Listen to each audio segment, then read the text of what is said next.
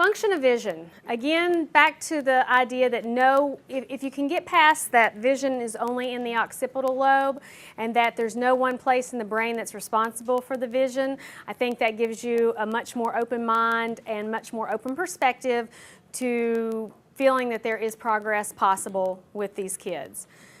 It's organized in different places of the brain. Functional use of vision. What is functional use of vision? That is when you use vision to complete an activity within your daily life. So functional vision assessments, I think, are the catchphrase or the catch term or the key phrase now. Please help me out in this area of the TVIs. That is something that should be on any child's IEP. Each year they should be getting a functional vision assessment. Am I correct in that?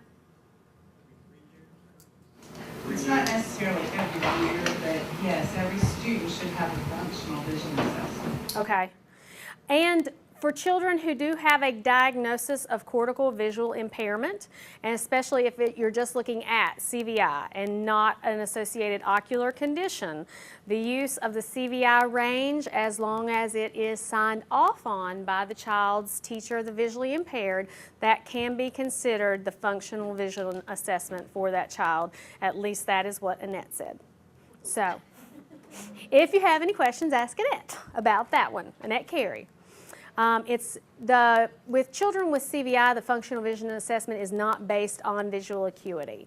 In fact, visual acuity is often not a very accurate assessment in looking at a child strictly with CVI and no associated ocular conditions, because if you're talking about a child who's functioning on the lower ends of the range we're going to talk about, and you're only getting good visual responses within an 18 to 24 inch space. If you think about doing a functional or doing trying to get an acuity measurement and they don't do it within that 24-inch range, then they're pretty much not going to participate in it whatsoever. So that's really not going to be an accurate assessment of that child's visual functioning. It's based on visual, individual, and environmental characteristics, of which we're going to talk about when we talk about the range.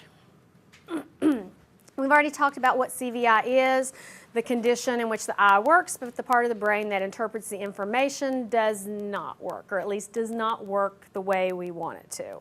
And this will cause the child to have difficulty interpreting the visual input of what they see. Please don't forget it's not an indicator of the child's cognitive abilities. Now, I'm not saying that the child may not have secondary cognitive processing issues.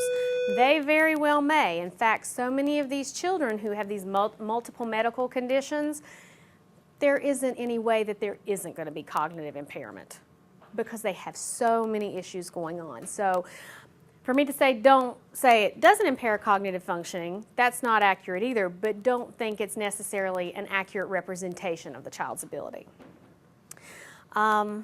We've already discussed that they can see an accurate visual image, but they can't interpret it accurately. Back to ocular. When we talk about ocular conditions, we're talking about a child that has difficulty obtaining a good visual image, but they can process and interpret the image accurately when enough information is present, and some children have both. When we have children that have ocular conditions in combination with cortical visual impairment, CVI, you pretty much have to take care of the ocular piece first. So regardless of what that ocular piece may be, what we talked about, small optic nerves, some children don't have an optic nerve. Well, obviously if there's not an optic nerve, then there's not an image going to the brain from that eye, so that's going to really have a big impact. You can't go and put one back. So they may only have one optic nerve, and that one may be small. And if you think about the information, if you're not getting the good information in, then it's going to impact the response and the information that comes out. So you have to take care of that ocular piece first, okay? That's important. So when you have a child that has associated ocular conditions, you really need to either have the parent or whoever it could be on the team. I know in certain areas of the state that some TVIs may have better access to some of our pediatric ophthalmologists and have really good working relationships with the staff there. So it may be that the parent doesn't feel comfortable talking with the pediatric ophthalmologist or their staff, but the TVI might. And you need to find out what an accurate representation of that child's visual functioning capabilities are within the context of the ocular condition before you even go down the CVI path. Does that make sense? Okay, that sounded like a mouthful even coming out, so I want to make sure that makes sense. Now that's not to say that you can't still structure things and work on the CVI, but again, you know, if you've got a static message, if you're hearing something that's staticky, then your response to that is going to be different than if you get a clear sounding message coming in. So if you don't have a good image coming in, then that child's ability to respond is going to be impacted. Might be a dumb question, but No dumb questions. how if the child is nonverbal or, you know, not seeing, or if they're so young, is the ophthalmologist even knowing if they're getting a clear image? I mean, how do they? That's a good question. If you look at typical development of vision, there are certain things that a child should be doing all along the way, just like with any aspect of development. When you start you may say, how in the world can you see a 2-month-old and really know if there's anything going on? You can. And I'm learning that more and more all the time. Even at 2 months old, you know, they're not necessarily reaching and they're not really grasping, but they should be interested when they see that bottle coming, or you should see facial expression changes when they start to recognize their parent or somebody who's going to pick them up, or they start to make eye contact, or they start to track certain things. They're subtle, but they do have visual responses very, very, very young. And when you have a child that's not doing that, there should be something going off in your mind saying, why aren't they doing that? There's a reason that they're not doing that. And the other thing I'll say is when you have a child, sorry, I can't put my hands behind my back. When you have a very young child who has a vision impairment, whether it be ocular or CVI, at that young of age, vision is what drives everything. That drives communication, that drives motor, that drives social emotional, that drives adaptive. When the vision's impaired, you start to see all of those other areas of development fall behind very, very quickly. They're not moving, they're not reaching, they're not rolling, they're not interacting, they're not cooing, they're not making sounds. They look very similar to what you brought home from the hospital. And you really can get that early. Now, the doctor piece. That's where it's really important to get to somebody who has pediatric experience. Because if you take a 2-month-old in to somebody who's not pediatric trained, they're going to tell you just what you said. It's too young. We can't tell anything about their vision at this point. They're doing just what they need to do. In a couple months, they should start to respond. No, that's not a good response. That's not what you're looking for. Somebody who sees children and works with these kids on a regular basis, they're going to be able to at least get an idea now. Are they going to come in and say, yes, your 2-month-old has CVI? Some of them, maybe, if the medical history really supports the diagnosis. More often than not, what you're going to see them say is, well, just like with the little guy I saw yesterday, the microcephaly. He's 5 months old. He was seen in September. He goes back in February. Initially, the doctor said, well, I think it's probably CVI, but he's still a little young. I would rather wait and see what he's doing in 6 months, and then we'll diagnose. Does that mean you can't work with him? Nope. You can still treat him. You can still structure the environment. You're not going to hurt him, as long as you're not using, electricity and things like that. But, you can structure your environment the way you would anyway. If you don't have a vision problem, it's still not going to hurt them. So you can still work with that child even if you don't have a diagnosis. I have some children that we followed up through age 3 that we still don't have a diagnosis on because we can't get the family to go where we need them to go, so we can't get a diagnosis. But we still see progress and we're still making gains because we're still structuring things the way we need to. Does that make sense? Does that answer your question? Yeah, I mean, I knew my daughter had to have a visual test when she was a baby, like 8 days old, and because she has some other issues, but they tested her eyes somehow by looking at like the reflexive reflection responses of light and stuff like that, and they said they could tell if she was nearsighted or farsighted. They can, because that's the structure of the eye. Actually, the nearsightedness and the farsightedness has to do with where the image reflects in the eye. So they that's not unrealistic. They would at least be able to test. And they can look and see if she's responding to light, and they can look at the size of the optic nerve, and they can look at structural things and how the structural things respond. The thing they can't look at in her case is how the brain responds. They can't look at that at this point. I mean, they can look at an MRI and they can look at her brain and see if there's structural issues but still, as she gets a little bit older, that may not explain what you're seeing. That may not explain everything that you're seeing. Does that answer your question? Cool, okay. So some children have both. It's important to know that, back to that. And again, work with your team, if you're a parent and if you're having frustrations and problems, if you have a child that has the ocular issues, work with your TVI. They are very voiced. I mean, this is what they do for a living. This is their career. They aren't a doctor either, but they may be able to help you, at least in terms of maybe you have a child and a family that is going to a doctor that is not serving their needs. So maybe they can help direct you towards another physician who may be able to better serve their needs. And they should be a really good resource to help you understand those ocular issues as well. What does it mean when a child has optic nerve hypoplasia? Well, what does that mean? That's a really good sounding word, but again, not everybody's going to go on the internet and type in optic nerve hypoplasia and see how that impacts the child and their vision. Because if you have a condition, say for example, that they have reduced acuity and they pretty much have no peripheral vision, or say they've lost central field vision, so they're only seeing, the outlines of things, that's really going to impact even working on the CVI, the placement of where you put the items you're working on, where you need to hold them, what the lighting of the room needs to be. I mean, there's a whole host of issues that can complicate and muddy those waters. Is it workable? Yes, it's workable. Is there the opportunity to progress? The opportunity in my mind is always there to progress. Does that result in progress? Not always, but the opportunity is there. I think it's what you make out of those opportunities that is what's going to happen.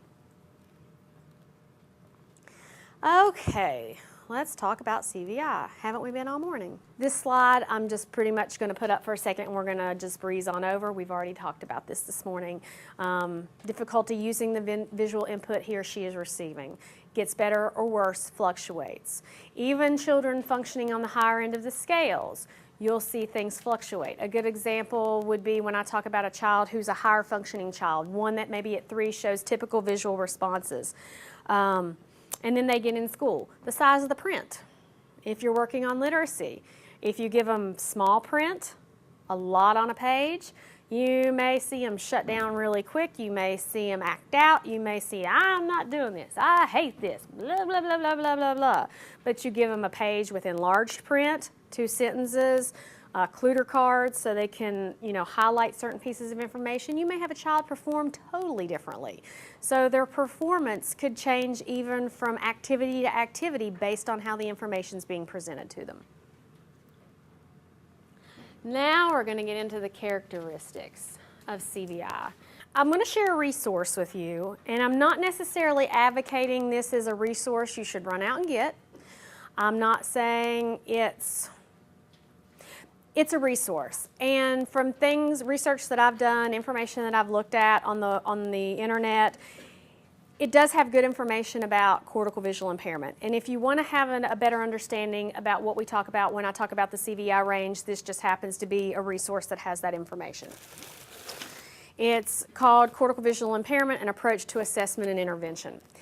At this point, there is one tool out in the field that we're using that we can measure a child's progress with CVI, and it's called the CVI Range, and it's outlined in this book. The book's here if anybody wants to look at it. I have to say, having used this tool, regardless of anything else associated with it, I like the tool because it gives me a measurable way to track progress with a child. I was just talking at the break with one of the TVIs in the room who they have a child getting ready to transition. I did an initial assessment on this little girl a year plus ago, 2008 I think it was, and she's getting ready to transition. She just had a reassessment done a couple months ago. I didn't do the reassessment. One of the other CVI mentors did, but I do know from discussing with that CVI mentor that we know that child has demonstrated progress because it's an objective tool that is used once you're trained to use it, and I know that her scores improved. So we can say with it's a tested tool, reliability, inter-rater reliability, for people who've been trained to use it, that I feel certain that this child has demonstrated visual progress in relation to her CVI. And I think it can give the team very structured information and very clear information to use as a pathway to provide services to this child. How many people in this room have heard of the CVI Range before? Okay. I'll walk cautiously, but of those of you who've heard of it and have seen it, do you feel, and be honest, because if you don't, I want you to tell me. You won't offend me in any way, shape, or form. Do you feel like that it gives you, as a service provider, information on how to work with that child that is of assistance? Anybody want to give any feedback about it? And what you like and what you don't like? Oh, come on now. You had a lot of hands, so feedback is appreciated. All right. If somebody doesn't volunteer, then I'm going to have you raise your hands again. I'm going to start picking out people. Who's used it? All right. I happen to know two people who have specifically that I can pick on because I know you have. Seriously, do you all feel like it's been helpful in the children that you've seen that you've had the information on? Thank you for biting the bullet. I think that it's helpful, but I think that I also need more resources because it's helpful because you know what level they're at, and then I have the book so I can look at exactly what that means, but sometimes I have a very difficult time knowing what activities to do with the child that is past the basic level. Okay. Good, that's good, and I think that's a big challenge a lot of people have because your book, this book, we talk about assessment and we talk about characteristics in the book. There isn't a book that you can go to that says, okay, now that I have this information, what do I do with it, is my opinion. And we're really not going to cover a lot of that today because this isn't an intervention class, although we'll talk about some of it. But I agree. But do you feel like you have a better picture of the child in terms of where to start? Yes. Does that help? Okay, well anybody else have any feedback, positive or negative? Again, positive or negative? Doesn't affect me. It depends on who did the evaluation as to how much information you get back from that child. Oh, that would be true. And So, you know, what you may see and give us may vary quite drastically from what another mentor or someone else has evaluated them and we've gotten. I'm glad actually that's a really good point, and I'm glad you said that. And I think that's a good point to note. And Ruth Ann, are you listening to that? Okay, because I think that needs to be shared among our group for one thing, because I will pick on myself at the moment. They all pick on me where I work down in my area of the state because I tend to be wordy. Can you imagine that? I'm sure that's probably not a surprise listening to me talk this morning. It's not any unusual activity or any event that when I give a CVI report, it's 7 or 8 pages long and probably filled with 30 to 40 recommendations because that's just what I do. It's a little OCD on my part. Other mentors may not do the same thing. So I think that you all need to give us feedback as a team.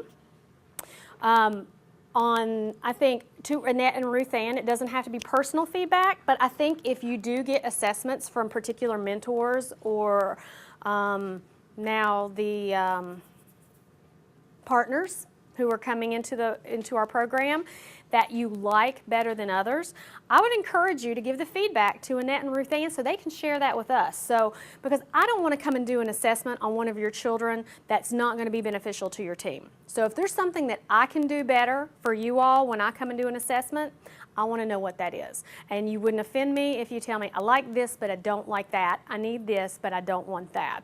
And I would hope that that would be the case for everybody in the program. So that's kind of a plug at this point. I appreciate that feedback, though, because that's right. If you're not getting useful information, then really what's the point? Or a drastic difference. I'm just thinking of a particular report, and we've never actually had an actual written report, but he was in the range of 2 to 3. Well, from working with him for 3 or 4 years, I don't see him out of 1. Okay. You know, So you that's need to know a big what difference. Right, you need to know how they got to that point. What they did that led them there where you can't seem to see that.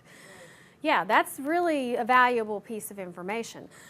The other thing that, you know, hopefully is going to be occurring more and more, but doesn't always. In birth to 3, when I go out of my area to do an assessment, I always contact the service coordinator and say, here's what I'm doing my assessment. I want a teaming scheduled immediately following. I want to meet with the team. Now, I can't make the team members show up. And I try to schedule far enough in advance so they have the opportunity to arrange their schedules so we can have an open discussion. And ideally in the schools, that's what we're asking to happen, is that the team actually be present for the assessment. And now, in terms of in the school system, for it to be considered the functional vision assessment, the TVI has to sign off on it if I do it or if Bridget does it, since we're not teachers of the visually impaired. But again, you know, there needs to be that discussion, because if you're seeing something different, we need to help you see what we saw so you know why he can do it for us but he can't do it for you. Or vice versa. What did we do that was so amazing that we got this result that you can't get on a day in, day out basis when you've seen him for a long period of time? I had another thought I was going to say too, but I can't remember what it was. It'll come back to me at some point. Oh, the other thing, yes I do, it came to me. And this is again personal experience. Anybody can go out and buy this book. Anybody can read this book. Anybody can copy the assessment from this book and do it. Does that mean it's going to be an accurate assessment? Personally, no, because I have seen people do that, and I'm not saying that they aren't excellent teachers, excellent professionals. They have been, but they haven't been trained in doing the assessment. And what has happened to me now on 3 different occasions is that somebody did do that, and they went in and gave the family information, here's what you need to do, da-da-da-da-da, and for whatever reason, it just happened to happen that we had to go in and we did a reassessment, and we were in different ballparks when it came to those scores. And that's very challenging to go in and say, well, so-and-so said you were here, but now I'm telling you we're here. I mean, can you imagine a family's frustration? Yeah. The family, you know, so-and-so said, oh, my first instance, the child I think was a 7. They scored him a 7, and so the family was really excited because it's a 0 to 10 scale. I scored him at a 3.5.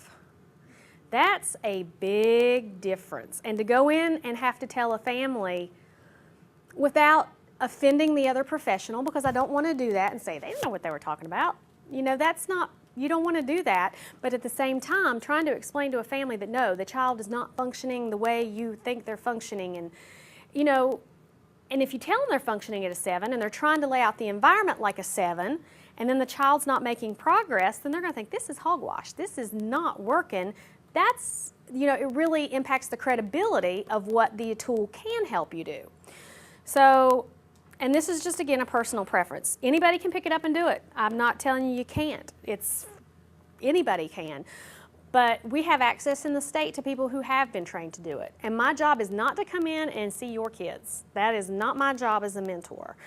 That is not what I want to do. I have my own area to serve, and it keeps me quite busy. But my job is to be a resource, and that's the other mentor's job. Our job is to be a resource, to come in and hopefully help the teams figure out where the children are functioning, give you the information you need, and say, call us if you need anything.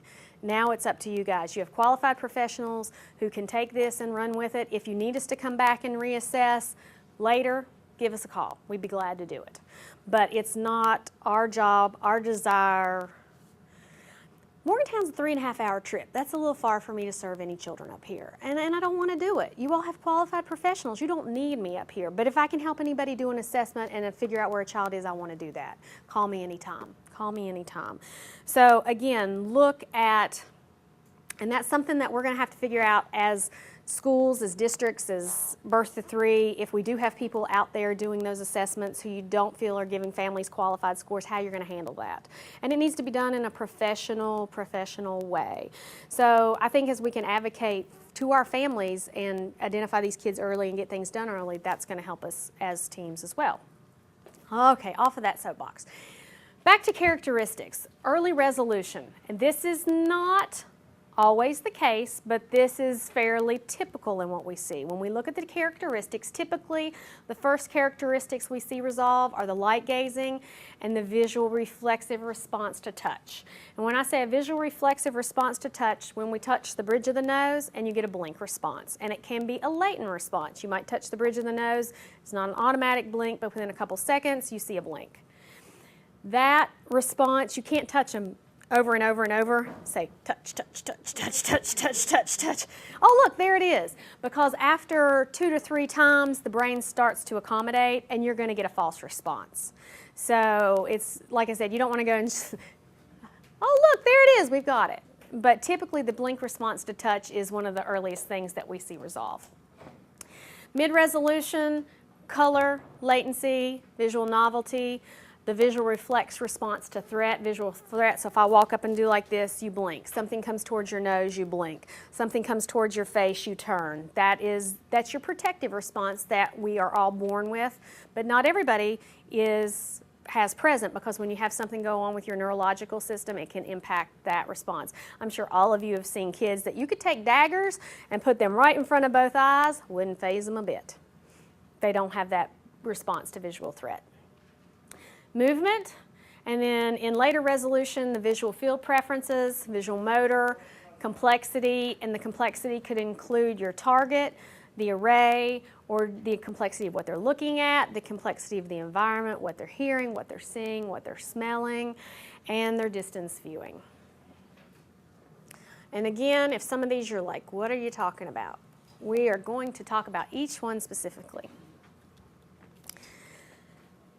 Anybody want to share what a light gazer looks like? I was just going to say that the children I've seen who are light gazers, their eyes are constantly focused on the bright light. Usually it's up above on the ceiling, and if it's a fan, that's especially attractive.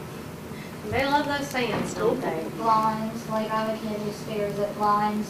When they start to wave, he'll just stare at them all the time. Well, he may be attracted to not just the light, but the movement when you said the blinds start to move. Light gazing, our kids light gaze because that's the brain seeking out the most basic form of input. Staring at lights or light sources is often observed. Like you said, the ceiling fans. These kids tend to love ceiling fans. Children who are very low functioning on the CVI range on a 0 to 10 scale, they may be difficult to redirect away from light sources. I mean, they may get stuck. And unless you physically remove them or the light source, they're stuck. But sources of light, you need to position those behind the children if you have light gazers. They are getting nothing from light gazing. So you need to redirect that behavior anytime you have a light gazer if they're just staring at a source of light. Now that's not to say you can't use light. We're going to talk about that. Because light can be very beneficial for these children, but it needs to be in a functional way.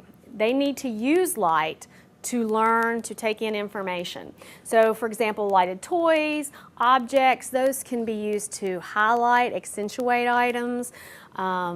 They can be used to help a child touch, feel, manipulate.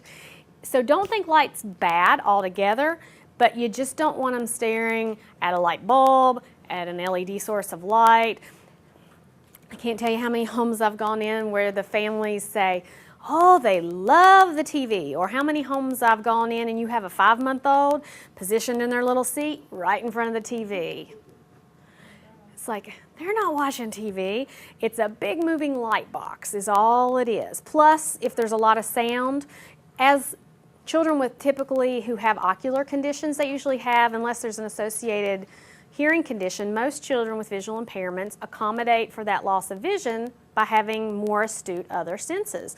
Children with CVI are no different. If they're not getting in really good visual information, they're going to take it in other ways, and hearing is usually really, really good if there's not associated condition.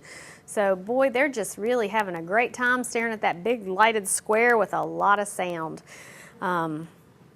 And it's hard to tell a family, no, they really don't like that TV, and because for some families, that's the only time they get them quiet, and that's the only time they can get anything done. So when you go in and say you really don't need to sit them in front of that television, that could be a real life change. And so they may or may not like that information. Sorry, Dan, I have to move now. Some examples of things that I have with light. And this is the best time of year right after Christmas to get stuff, because there's so many cool things out there. But a simple example is a rope light, or even Christmas lights if they don't get hot. You know, this rope light is something that you could put at a crib, as long as you're supervising it, in the floor with them. They can reach it, they can hold it, they can touch it, they can move it. It has color, it has texture, and so you need to think about light in the context of how they're going to use the light. Again, you don't want to put it across the room so that they have a nice piece of rope light that they can stare at but they can't get to. Because if you think of a typically developing child, how do they learn? They get a hold of things, they mouth things, they pick them up, they touch them and feel them. And when we talk about our children, regardless of their age, when we're talking about neurological impairments, we're still looking at development, and we're still looking for them to go through certain phases. And I had somebody at a sensory workshop I went to really, you know, she made a statement that just clicked for me. Children are born with the protective reflexes, you know, the reflex that, the rooting reflex, okay? Children root because that's telling them they're looking for a food source. Once they figure that out on their own, that rooting reflex goes away. They don't need it anymore. A child is born with what we call an AT&R reflex. When their head turns, an arm bends and another one goes out. They learn that reflex, or they have that reflex when they first are born, so that they learn when they turn their head, hey look, I've got something hanging out there. There's an extremity. I've got an arm. I've got a hand. Look, I can use these things. When you've got a child as they develop and that reflex doesn't go away, the brain doesn't need it anymore, it serves a problem if they start to crawl. Crawling along the floor, there's a toy over to their right, they turn their head, poof, there goes that reflex, they fall flat on their face because that reflex needs to be gone by then. They don't need it anymore. But what our body does is our body keeps these reflexes as long as the brain feels like it needs them there to provide the service they provide. And I never really thought about it that way. And a lot of our children don't get rid of these reflexes. And, you know, so when we look at the development of these children, we may be talking about a 12-year-old, but if they haven't gone through that progression, that's still something that we are striving to help them do. They still need to go through this progression of development to get to these skills. Are you going to use baby rattles for a 12-year-old to help them? No. You still need to look at age-appropriate things. But back to the rope light. That's why you don't want to sit it across the room. You want to give them the opportunity to do what they're naturally going to do. Hold it, grab it, touch it, feel it, learn about it. And so that's how you can use, that's one example of how you can use light. Does everybody know what a light box is? So I'm not going to carry it over and turn it on. Yeah? Everybody knows, seen the light box? I mean, here's a light box that's not plugged in. Here's an example of one of the mats you can get from APH. They have two sets of mats. They have mats for CVI, and then they have mats for the visually impaired. Personally, I like the mats for the ocular visually impaired better because they're so much prettier. The ones for CVI are pretty plain. I don't like them.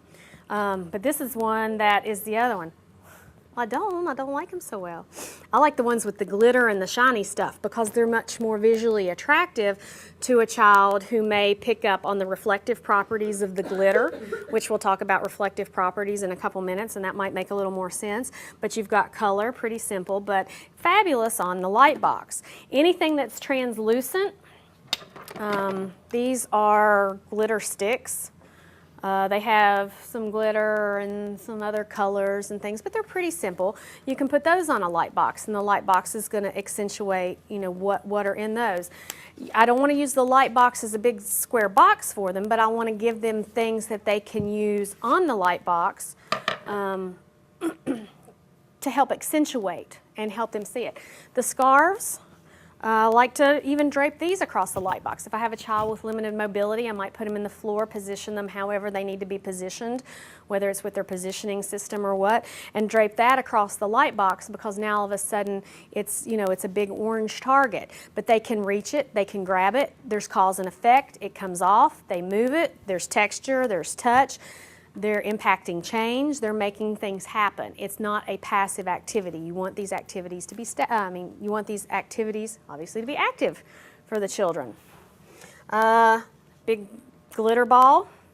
It's really pretty and shiny. I love the shiny. But you can put that on the light box and you can roll the ball back and forth. So you can use the light to highlight what you need the child to do. These blocks, they don't have to be on a light box, but they have glitter and they have colored water, but they work really nice on a light box because the light shines right through, and so something, you've given them a little extra information if they need it. If a child is beyond needing light, don't use it. It's kind of like a step back. You don't want to make things easier for the child than they need to be. You want to challenge them. You want to progress. You want to help them progress. You want their skills to go forward. So you don't want to, if you have a child that you have an assessment and the report says that they don't need light, you don't need light. Don't use light, at least not at that point for certain activities. Now, how many PTs do we have in the room? Any PTs? No PTs. OTs? Okay. Here's a piece of information for you guys, and even for speech there. Any speech? Speech? No speech? Okay. When you look at putting motor demands, especially motor demands, on a child, you may need to take a step back visually for these kids. They may not be able to handle the vision and the motor complexity at the same time. Vision comes naturally for all of us. I don't think about looking at each one of you in this class. I don't think about what color shirt you're wearing. I just do it. I don't sit down after looking at you for 5 minutes and say, man, I'm tired of looking at you guys. This is exhausting. Because we just use our vision naturally. But these children, using their vision is very tiring for some of them. You may get 15 minutes of vision and they may need to take a 2-hour nap. It's hard to comprehend that because it just doesn't work that way for us. I don't know, I may take a 2-hour nap too, but when you're giving them a lot of physical demands especially, you may need to ease the visual demand on them because they're not going to be able to do both at the same time. So they may do really well on the visual response, but they may really stink at the motor response you're looking for. So if you're having trouble getting them to do, and share this with your PTs, please share this with the PTs. I think the PTs sometimes, and I'm an OT so I can say that, have a really hard time picking this up because they want them in the stander, or they want them upright in the wheelchair, or they want them in the positioning system, and they need to be there. I'm not denying that. They need to be there. But how fast are they going to get frustrated if they don't have anything to do there? If I sit you in a system and I put you in a corner and have you staring at a blank sheet of paper and nothing else, you're going to get bored pretty fast and you're going to start getting agitated and you're going to want out. Anybody would. So you need to let the PTs or even the speech therapist, anybody know that you need to adjust those visual needs based on what their physical demands are. Okay? So they may need to go simple visually to accomplish the physical piece.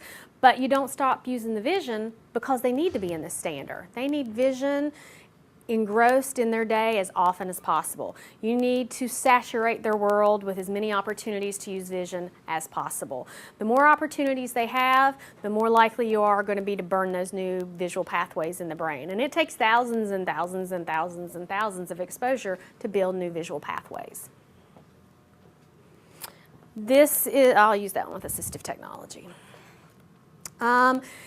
Here is an example of the light. When we talk about light gazing and non-purposeful gaze, when we do score them on the range, what you may see in this area. So for example, in range 1 to 2, you might see a child who may localize briefly but don't have prolonged fixations on objects or faces. They may be overly attentive to the lights and possibly the ceiling fans, where they really just love to watch the ceiling fans. Range 3 and 4, they're less attractive to lights. It can be directed towards other targets. Once a child, from my experience, and I really would like the TVIs to chime in here, but I don't know if your all's experiences is different, but mine is once this child really starts to use their vision, even if they're in the lower ends of the range, their desire to light gaze to me seems to really drop pretty quick once we can give them other things to look at because they're interested in what's going on. What is your all's experience? I had one girl who light gazed constantly. I mean, even when she could do a whole lot more things, could recognize colors, I mean, she talked enough, she could identify colors and things, she still light gazed. Well, I mean, it was years. I'm sorry. It was years that she continued that. My question to you would be about her, and you may not know the answer. Do you think she was checking out at that point?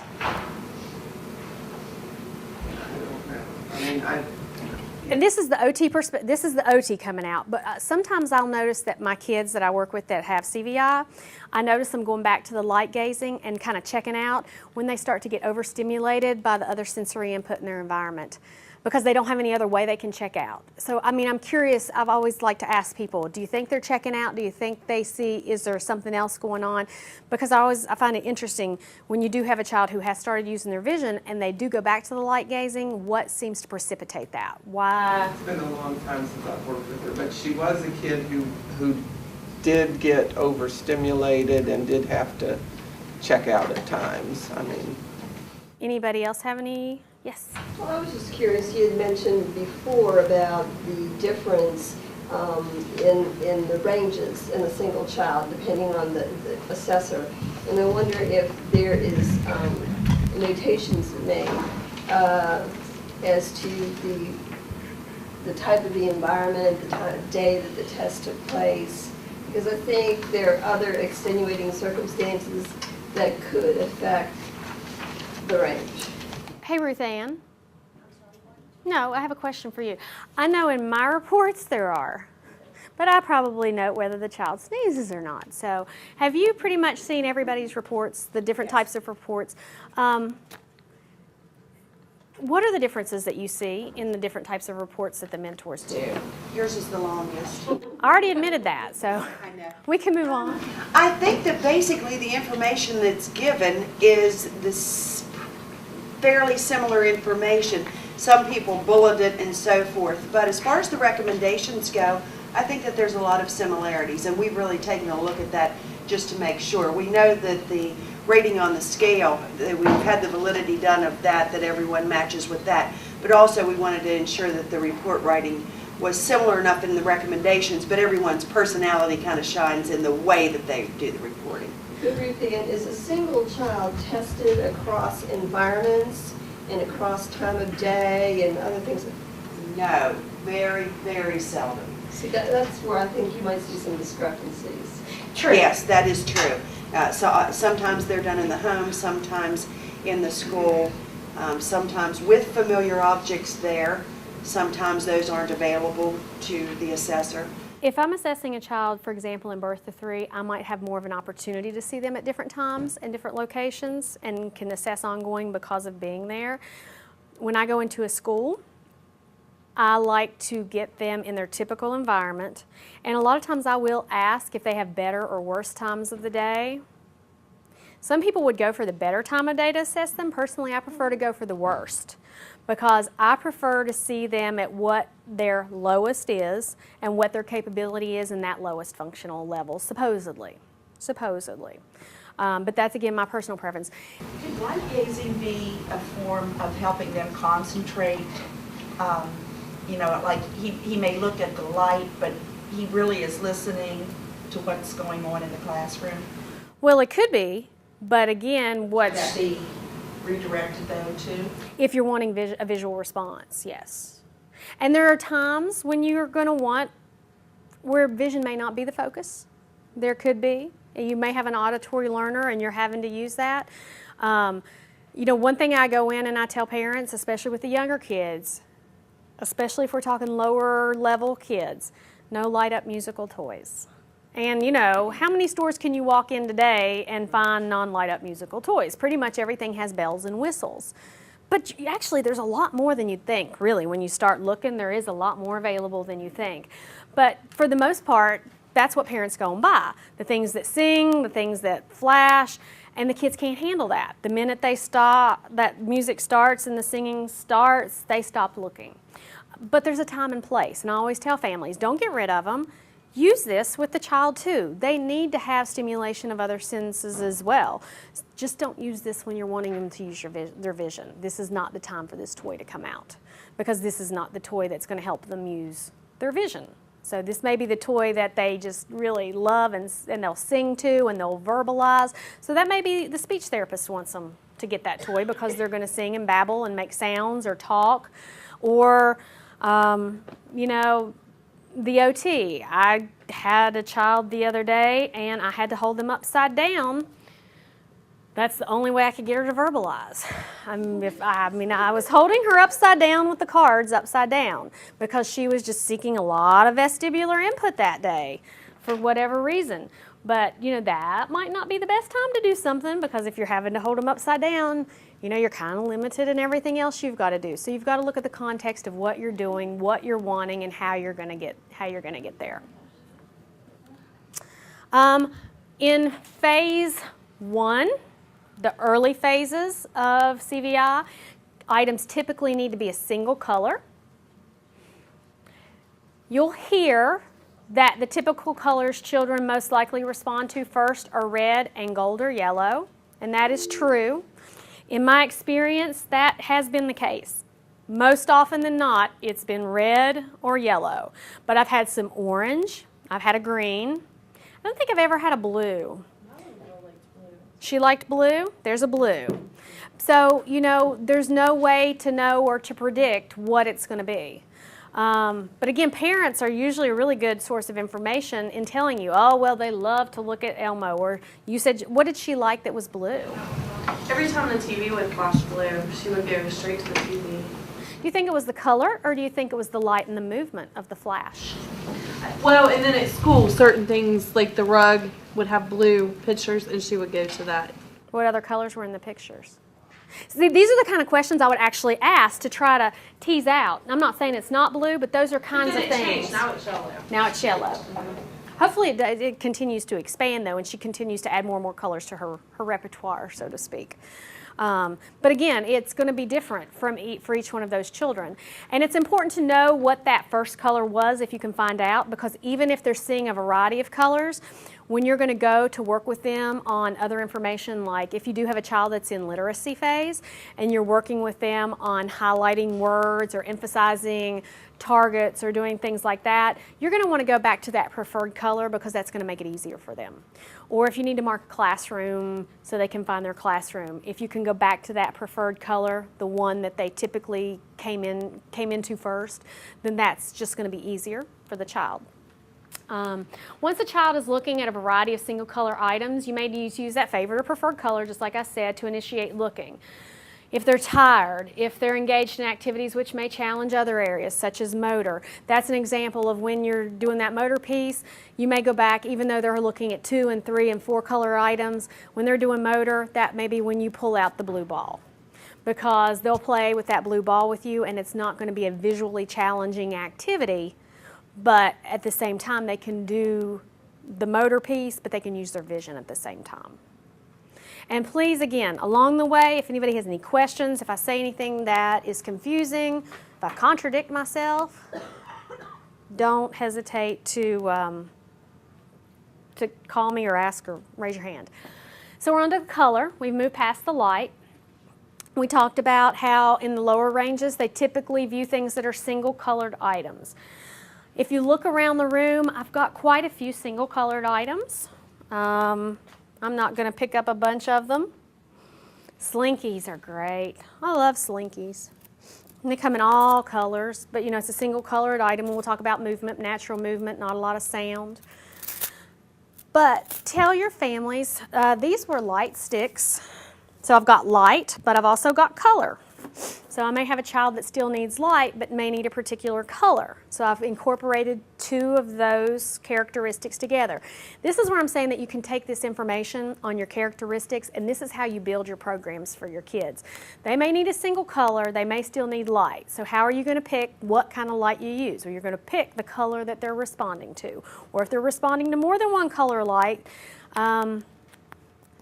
one of these assessments that I've done, they're all fallen together here in the last few weeks because I've done so many.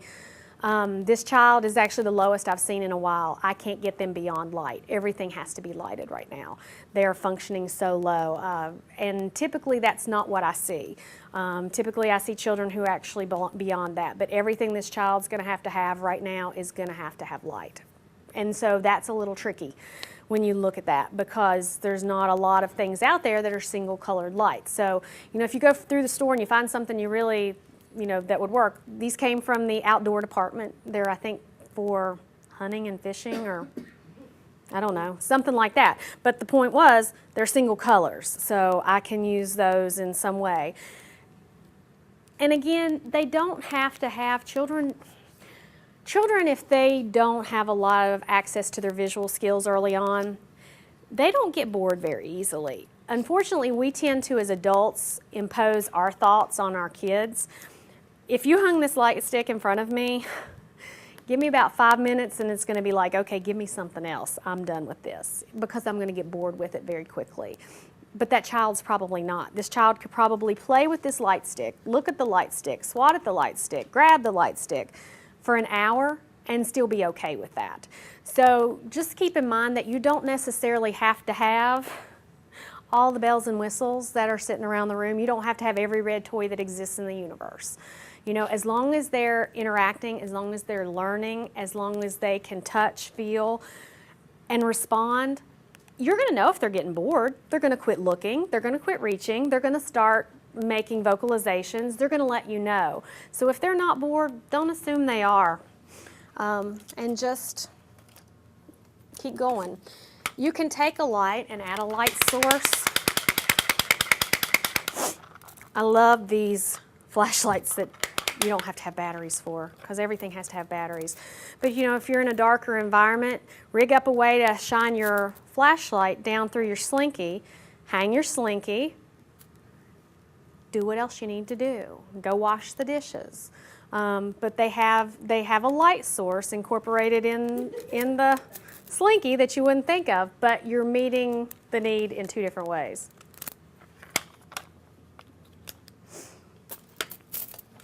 There was something else I was gonna. Don't remember what that was. Range 3 to 4. They have a favorite color. Range 5 to 6, objects may have 2 to 3 colors. It's also very difficult to find items that don't have very complex patterns. So in that instance, that's where you could combine, for example, like the scarves, the ribbons. You might start with their preferred color, and then you can add a single color in and suspend ribbons. They have nice natural movement. They don't make a lot of noise, simple color pattern. These boxes are from Lakeshore, and everything in the box is blue, or everything in the yellow box is yellow, and they're solid color items. So if you're looking at an older child, you need to work on sorting, or you need to look on giving them an opportunity to have something that they can touch, feel, interact with, or you're working on color discrimination, you're working on counting. I mean, it depends on what your goal is, but solid color items here. You start to look at discriminating features. Who knew? I never knew there were so many different colored ducks. You know, I always thought you had a yellow duck. Bath and Body Works, I think for every season, has a different color duck.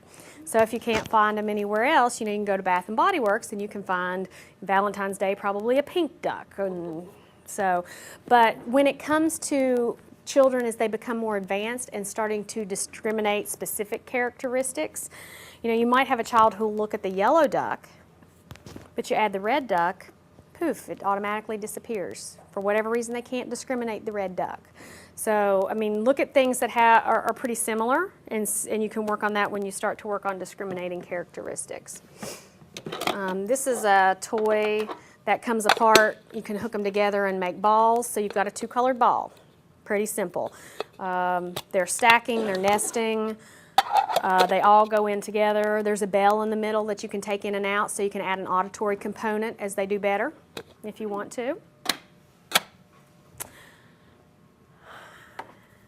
Think outside of just what you're doing in the classroom. Families, I know I hear a lot of families when you talk about children who enter the school age, and you all can please say if you hear this too. They feel like a lot of times when their children come home from school, they don't necessarily know what to do with them at home. They hear what's in the IEP, but what should I be doing with my child at home? Should they stop using their vision as soon as they leave the school? Of course not. But we do have kids who don't become identified until later on. So, I mean, even some simple things for your families that you could just send home. I mean, you could even make a cheat sheet up that you could print off the computer, so you only have to do it once. Some ideas to use at home. But if you have a child whose preferred color is red, get a red puff, get a red washcloth to use in the bath, get a red towel to dry them off, use a red toothbrush. Give them, if it's yellow, give them a yellow cup on a black mat when they sit down to have their meal. Use a red bowl, use red utensils against a black mat when they go down to sit and use their meal. If you have a child who has a bottle, take some red wrapping paper and make a sleeve for the bottle and give them a visual target there. This is a bottle holder. It's a duck, but it's yellow and it's pretty simple. So, you know, you put that around the bottle when they're feeding and they have suddenly a visual target that maybe they might get. So if they see it, then maybe they'll bring their hands to it. You know, that they have to see it before they're going to want to hold it. They may know it's in their mouth, but that doesn't mean they know there's an extension that they need to reach for to grasp. So give them the information they need to be able to access these things around their home. Their bedroom. I have a little one I worked with. He's doing really, really well considering the multiple issues that he has. But he started to use a gait trainer and he started moving around the house, but we weren't really quite sure that he knew where he was going in the house. And this comes into our O&M people. So what we did is we took down on his level, and he actually at this point was using different colors. He could look at more than one color. So we took colored paper and colored tape, and we, at about eye level, a little higher than eye level, because typically lower visual fields are the last to resolve, we covered the edges of the door frames in different colors so that he could start to associate the different colors of the door frames with the different rooms in his house. So that if visually there was too much complexity for him to tell the difference in the rooms, if he could identify that this is the red door frame and the red door frame was his preferred color and red meant that was his room, then he knew where he was, even if he was having difficulty with everything else. Or he could also see the boundaries of the door. So he didn't run into the door, he could go through the door. There was a little guy, and some of you who've been with my workshops have heard this story before. There was a little gentleman who was school age. I think he was in 2nd or 3rd grade. And every day all the kids went to the gym. That's where they gathered in the school before it was time to go to their classrooms. And when the time came to go to their classrooms every day, they would call them down by class and they would line up and truck down the halls in lines to their classrooms. Well, typically there were at least 4 or 5 classes going at a time. And this little guy, you know, he fell in line, but for whatever reason, he was usually in the back of the line. And so he was falling in line, but there were so many lines moving at once, he would get bumped and moved. And Love his little heart. Generally, he ended up, his classroom was the first one on the right as soon as you went through the double doors. You would think that's pretty easy to remember. He always ended up at the end of the hall staring at the 2 doors to go outside. Like, how'd I get here? What do I do now? Because he just got shuffled and moved, and there was so much going on around him, he didn't know what line he was in. He knew he was supposed to be in a line, he knew he was supposed to keep moving, and that's what he did. He stayed in a line and he kept moving, but he ran out of hall before he found the class. But they marked the outside of his classroom underneath the door number with a big shiny square of red paper, and they took him out in a time of the day where there weren't other students, and they worked on some mobility around the school, showing him how to identify that this was his classroom. It was different. They used his preferred color, and after that, he didn't end up at the end of the hall. He still ended up there on occasion, but for the most part, he could find his classroom. So sometimes it's very, very simple. Ranges 7 and 8, more familiar color patterns are regarded, and at 9 and 10, they really don't have preferences for color patterns and preferences. Yes, ma'am? I have a question about that terminology, familiar patterns regarded. I've seen that in reports like patterns not regarded, patterns regarded. Can you Tell you what a tell us familiar pattern exactly is? what you mean by regarded? Like, I'm not sure what that means. Okay. If you, let me find something that I can use.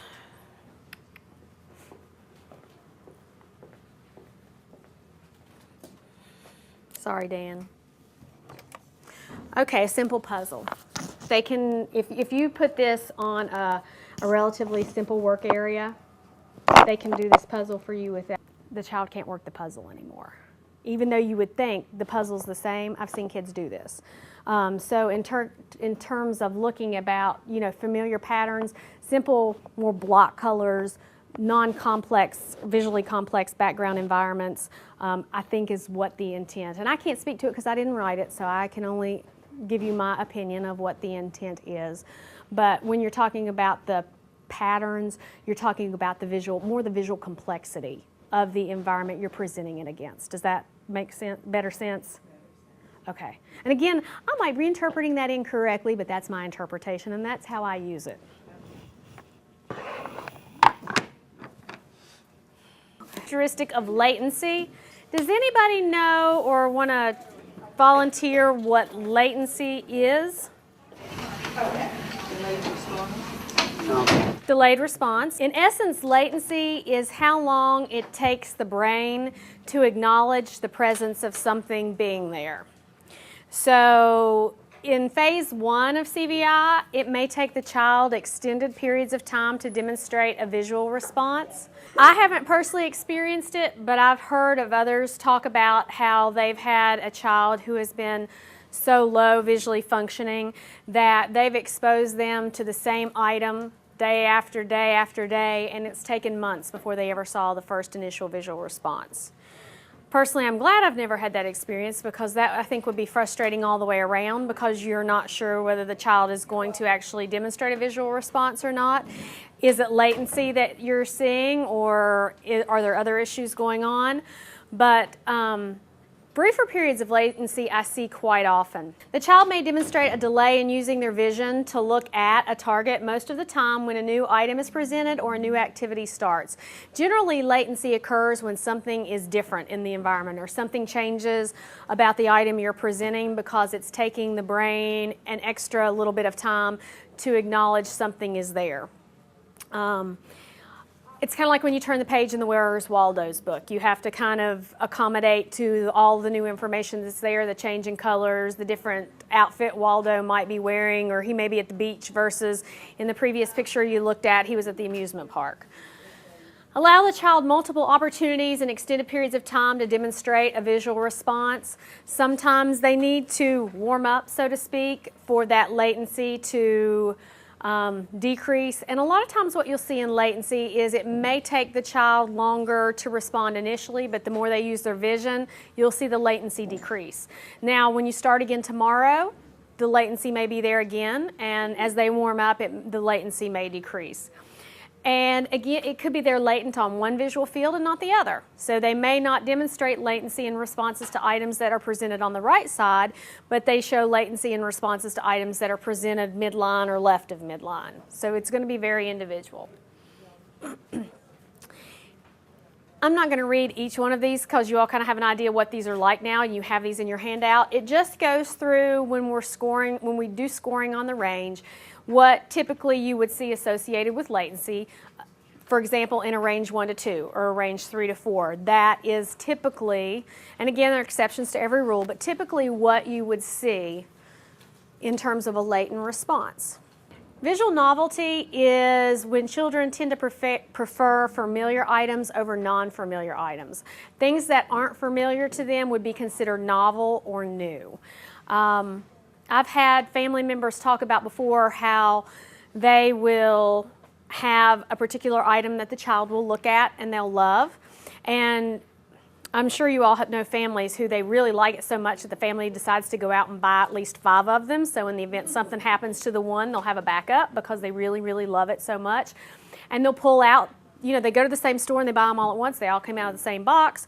Visually to you guys, you can't see a difference, but they'll pull out, like one gets dirty, so they have to wash it. So they'll pull out the second Elmo, the child won't look at it, because the brain is so specific to be able to detect differences that minute at times, where it's novel and it's new, it doesn't recognize the Elmo that to the naked eye to us looks exactly the same. So in looking at when children respond, sometimes they need familiar items and things that they know before you introduce new items that are novel to them. Personally, and again, I'll ask the TVIs what your all's experience is, but novelty is usually one of the characteristics I don't see as many issues with, because you can imagine when I come into a home to do an assessment, most of the time the majority of things that I'm going to carry in with me, the child is not going to have seen before. It's not likely that a 6-month-old is going to have a yellow slinky, because that's not typically an item you associate with a 6-month-old playing with. So I can say, knock on wood, that fortunately novelty has not been a significant issue in many of the children that I've seen.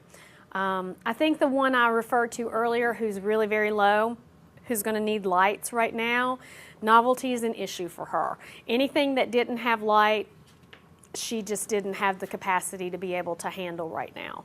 And latency, even with light, she had you would think if you had a child with a big blaring light close by, especially if they love to light gaze. And this little girl, that's all she does, to the point that she has a very, very flat one side of her head because she keeps her head turned towards the light all the time. But even the latent responses to the lighted items for her was quite significant. So, TVIs, what do you all see with novelty in the kids that you work with? Do you find novelty to be much of an issue, really? I actually think novelty probably would be more one in early resolution if I was rearranging. I think it resolves earlier than later, personally, in my personal experience. I said they probably resolve that before we get them. Before you get them? They may, like I said, they may ignore something that's novel, and it's very different from ocular impairments in which something new typically attracts attention. So a lot of times children with strictly ocular impairments and not CVI, when something new or different comes in, they find it very visually attractive and they want to check it out if it's something that they visually can handle, whereas in CVI, sometimes it just does the opposite. It turns their vision off. And then we have the chart with the visual novelty that you've got. And we talked about the visual reflexive responses. These aren't anything that you're going to impact. This is just something the body's going to take care of on its own. And we talked about the visual response to touch, which is on the bridge of the nose, and the visual response, reflexive response to visual threat, when something approaches the areas of the eye that naturally you're going to blink.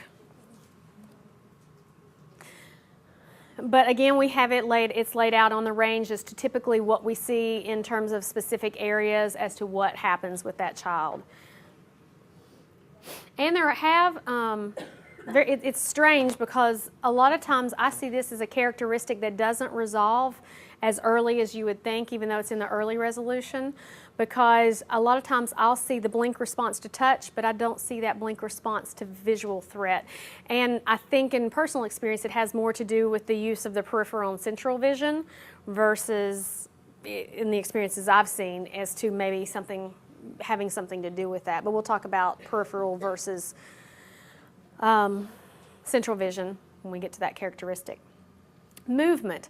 When we're born, one of the reflexes that we have very early on that we keep with us hopefully throughout our entire life is that visual response to threat. That something, if it comes at you, you're going to blink. Plus, in your peripheral vision, that is the vision that typically develops first. As an infant grows and their vision develops, you get peripheral vision first, central vision, which is your detailed vision, second. Your peripheral vision is your fight or flight response. So as you guys are sitting here right now, if something whipped by in your peripheral vision, your natural response is going to be to turn to see what it is. Very often children with cortical visual impairment, they use their peripheral vision first for looking. Central vision is difficult for them to use. They don't use that until the later phases. So when they're looking at an item, they're not going to be directly looking at it like I might look at you. It may look as if they're looking almost beyond it because they're getting it in their peripheral fields. Movement is very attractive to children with CVI because it draws on that peripheral vision. It's very attractive. It not tricks the brain, but the movement is attractive and initiates looking a lot faster than using their central vision.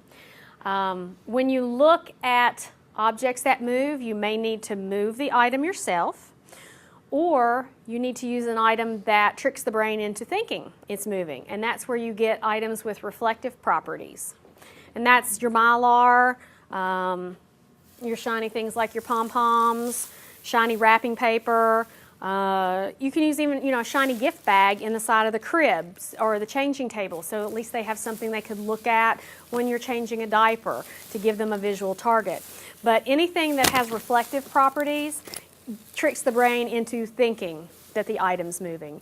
Now be careful when you do use movement to initiate looking. If you use something, that's not a lot of sound, but it is sound. So at that point, you need to kind of get an idea whether or not are they turning their head in response to the sound, or are they turning their head in response because they actually saw it. So a lot of times what I like to do is, hold your item quiet, and then if they interact with it and move it, that's fine. But you don't want to shake it, because if you're shaking it, you're not going to get a clear-cut indication on what's drawing their attention to it. That's why I really like the scarves and the ribbons. There's a lot of natural movement with those. There's not a lot of noise. If you have a child that's used to having a fan running, you can use a fan, or if you have a quiet fan, you can use a fan behind them that'll blow, so you can get some real natural movement of those things. If you have a child that needs, that you want to set up to play for a period of time, you can suspend items above them. So as they touch, as they reach, as they interact, they're going to cause movement, which may also reattract their attention because they initiated the movement themselves, and then they're going to initiate their own visual response. The slinkies, again, are a great thing for movement because they have a lot of, and they're not really noisy unless you come in contact with them. Anything that you can suspend is fabulous. You may need to use, when I say way to jumpstart your visual system, you may have a child that you need to use movement to initiate the looking, but once they start looking, you can stop the movement. It may just be a way that you need to attract their attention to whatever item you have initially, and then you can stop. Movement is more one of the basic areas, so don't use it if you don't have to. Again, if you're going into a more visually complex activity or a motor heavy activity, you may have to use movement to initiate looking, and then you would stop the movement later on. It's more of a way to attract it. But in some children, when they're at the very lowest levels of CVI functioning, they may have to have movement to capture their visual attention, period. And if it's not moving, they're not going to look. I think we talked about that. We already talked about that. And then it talks about movement across the range. Now, the one thing I'll say about movement is very often when you have a child, we'll talk about distance viewing in a few minutes. When you first start working with them and you're working in a close distance, 24 to 36 inches within in front of their bodies, you may get to the point where they don't need movement for anything. They can use anything you give to them. But as you gradually start to increase that distance of what you're asking them to look at, you're going 4 to 6 feet, then 6 to 10 feet, then typical visual responses at a distance beyond 10 feet. You may need to step back and look at some of the adaptations you had to previously make.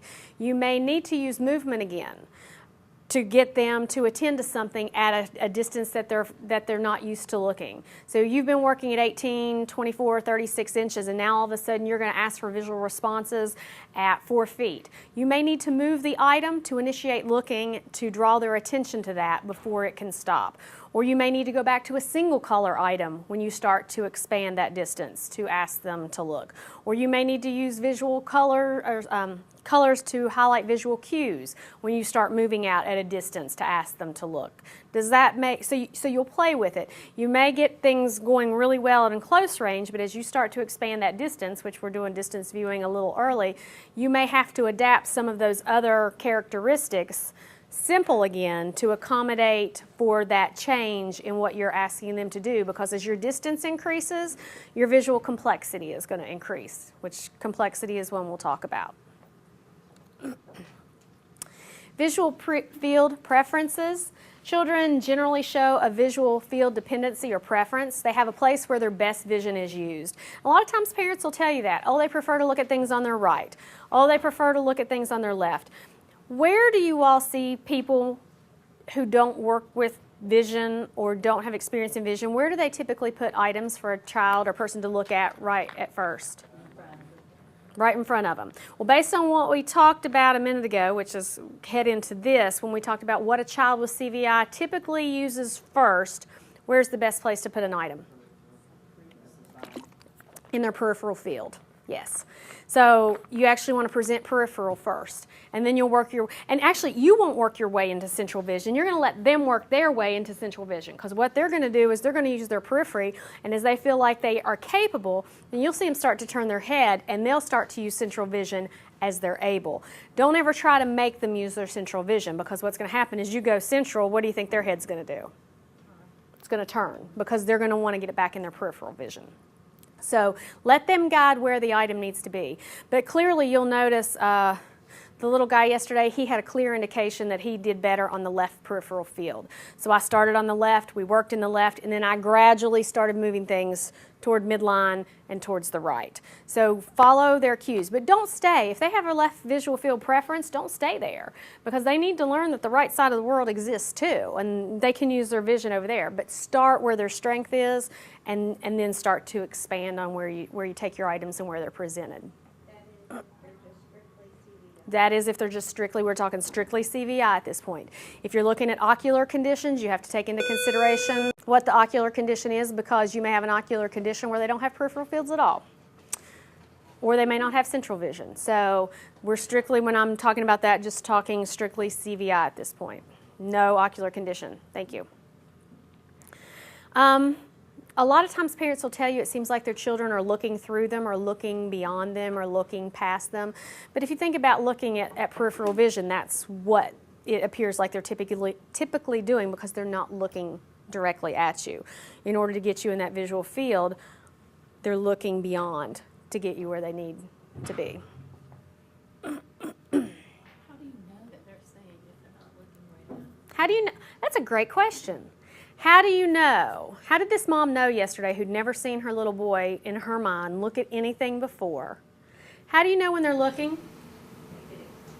They get excited. How else do you know? What else have you all seen happen? They hold the gaze. They hold it.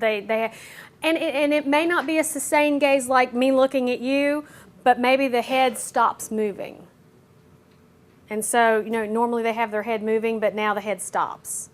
Why does it stop? Because they're seeing something, possibly. Any other ways you know when a child's looking?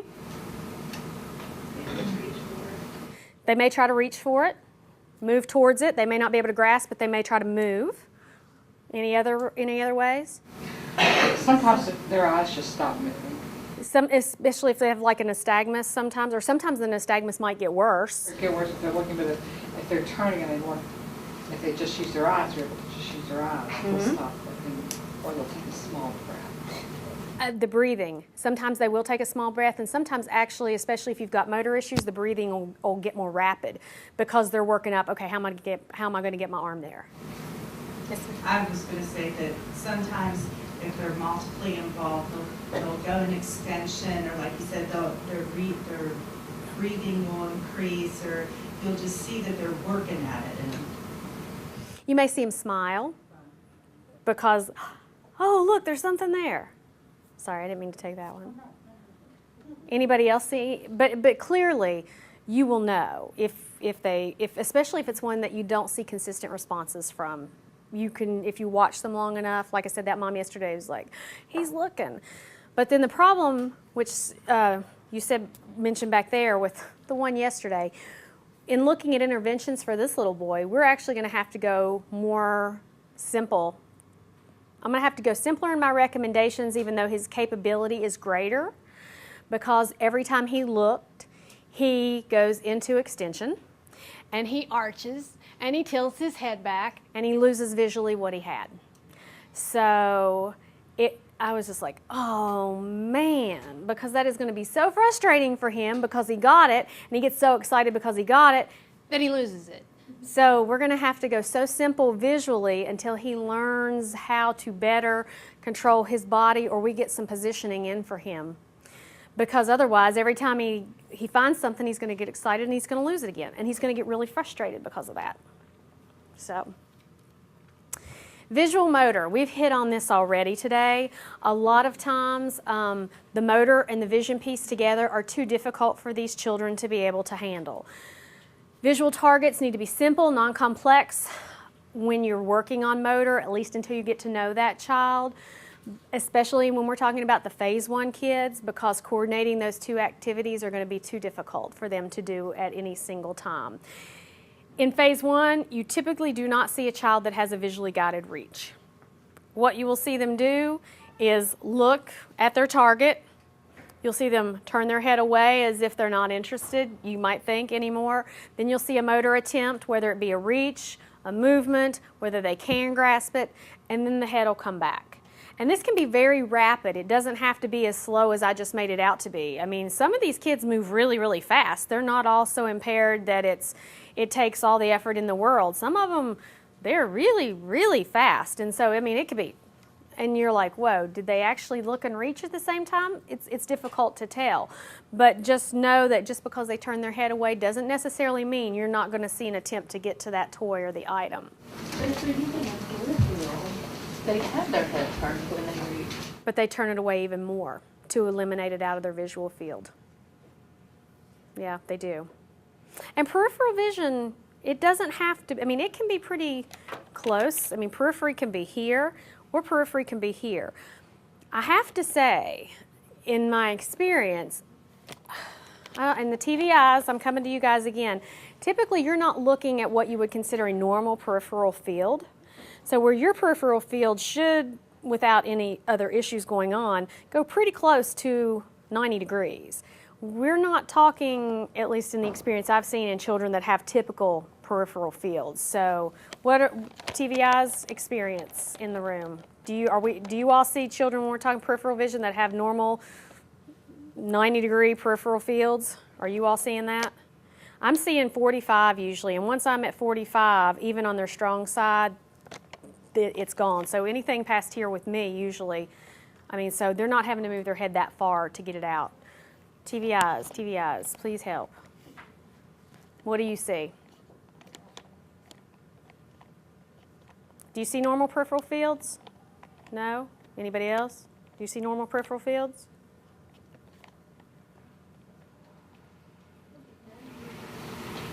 I think that Cindy has a lot more CVI kids than I do. The kids that I have that have CVI, 2 of them are really high functioning. So that isn't even an issue. And one of them is the one that has a lot of ocular conditions, and one of them is so impaired that I'm not sure he's really seeing anything. Okay. Well, and then my question is, if they're on the higher range of the, like Trina was saying, the higher functioning ones, would they have a wider peripheral field? The ones I've seen who are higher functioning, they do. I have seen a higher visual field if there's not an ocular condition associated with it that would limit their peripheral fields. The ones I've worked with, as they've gotten better, I've seen the peripheral field expand, is what I've seen. I've seen them acknowledging more in their periphery, especially when they start to use more central vision. And they aren't focusing so much on their peripheral vision as their primary form of vision. As they start to use more central, I see them showing more typical peripheral responses than the ones that I've worked with. And that's, again, I've got to qualify that that's just my personal experience.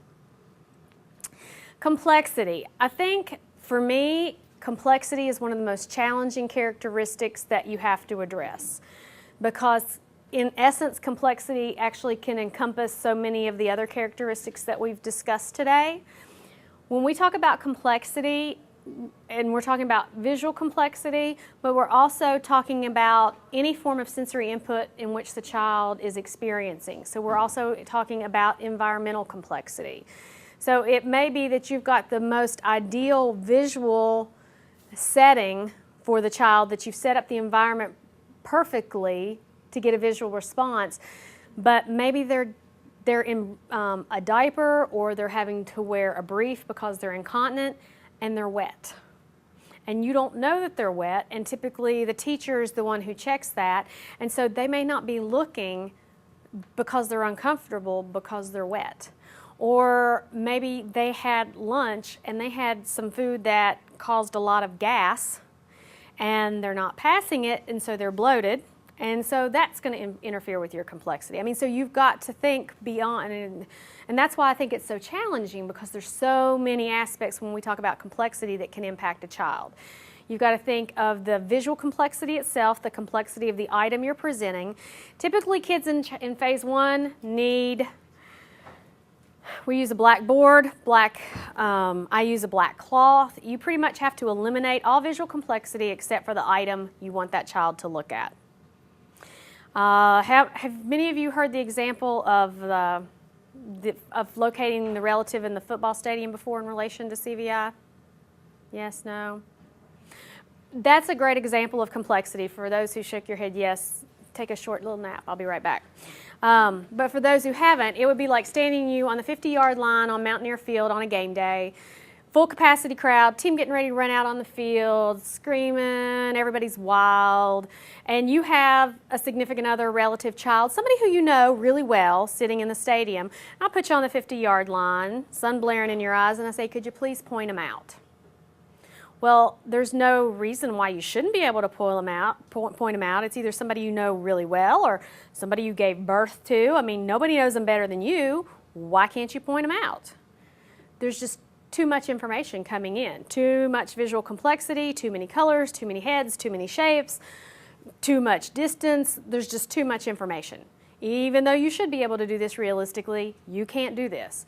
And so you need to think about that when you're looking at what you're presenting to these children. If I took you in the stadium at night, same setting, except we asked the crowd to be quiet. We darkened the whole stadium, except we put a light on one section, said your relative has on a red shirt, everybody else is wearing white. Chances are you could point the person out because we modified that environment to meet your visual needs. We changed the complexity of what we were asking you to look at. We took away a lot of additional sensory input. That's what you need to consider when you're looking at these kids. Are you sticking them in the middle of the football stadium? What can you do to change that? How can you take away that visual complexity and set up in an environment where they can be successful? And no matter what we're doing, whether we're talking about CVI, whether we're talking about vision, whether we're talking about motor, the key for these kids is success. When they have success, they're going to try again. They're going to want to do it again. Just like with us, if we do something that's not easy or we fail at, we're not exactly motivated to go in and do it again very openly. And the more you fail, the less likely you are to want to do it. So the same is true with these kids. So we have to set the environment up so they can succeed, so they want, it's not that they don't want to see. These kids, it's not that they don't want to see. That's not their choice. And so by helping them to be successful, you're going to see them want to do more. They're going to be motivated, and they're going to become in so many ways, I hope, really pleasant children to work with. Is it an easy task? Is it an easy road? No, and I really don't envy the teachers in our classrooms today who have to do this, and not because I question their capabilities, but because you have so many factors working against you to help these children be successful. You have other students who need your attention. You have classrooms that are complex just by the sheer nature of the way they're designed. When you look at a child in phase 1 who typically needs a quiet environment because they can't handle that auditory input, that complexity of sound, where in the world do you find those places in schools? I mean, they ultimately don't exist, not the way we need them to. And so it's really a huge challenge to the classroom teachers and the teams working with these teachers to help create the environments that these children need to be successful. But what a testament to you guys when you do make that happen. And it could be as simple as, vision time is during nap time. That's when you really focus heavily on things that you need to do when other children are taking their naps. Or, you have to be creative and you have to think outside the box. And it is happening. It's happening. It's not an easy task, but it's not an impossible task. And I commend everybody who undertakes it every day. In phase 1, items against a solid, preferably black. If it's not black, go with a dark color, because the brighter the color, the less the chance is that they're going to pick up the item versus the bright color. Black has proven to be very successful with the children that I've worked with. And again, in phase 1, they need a quiet environment, because most likely in phase 1, the minute auditory input begins to compete, they're going to stop looking. Look at other options if you are in a classroom and you can't control the sounds. Look at ways you can muffle it. Look at ways you can limit it. I can't remember who it was, but I know that I've heard somebody's used cotton before. I know of one set of parents that used earplugs. Auditory trainers to help the vocal attention be more on what the person was saying to them, but at the same time, as an OT, one of the difficult things for me is constantly wanting to provide, yay, you're doing a great job, that's fabulous, you're doing wonderful. I have to shut up with phase 1. I can't be doing that all the time. That's the hardest thing sometimes for me, is just to sit back and be quiet and wait. And sometimes that's what you have to do. You just have to sit back, be quiet, and wait.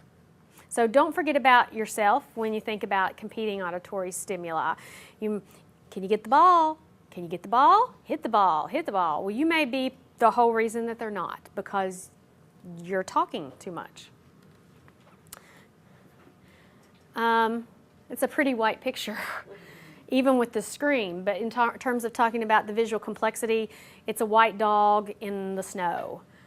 So you have to look at the information you're presenting to them. If we were to put that same white dog against a solid black backdrop, or even the picture being taken at night, where it might differentiate some, that could change the complexity of that picture.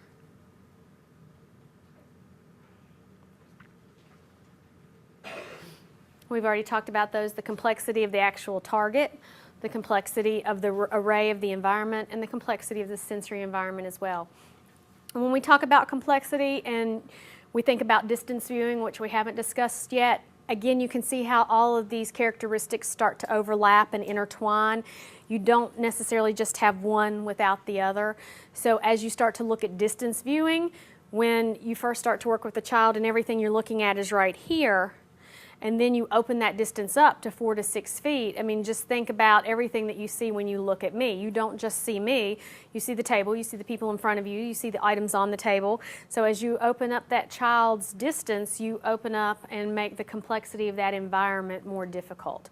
So when you do that, and you have to modify complexity because you're increasing distance, then you may have to change other factors and simplify them back again. I may need to sit my blackboard 4 feet away and initially present the item in front of the blackboard, and it may need to be a solid color for the child to pick up that visual target. So I think it's exciting because it really provides all of you an opportunity to be very creative and to be very thoughtful. And it's not a cookbook. It's not like you go and you say, okay, you do A, B, C, and D.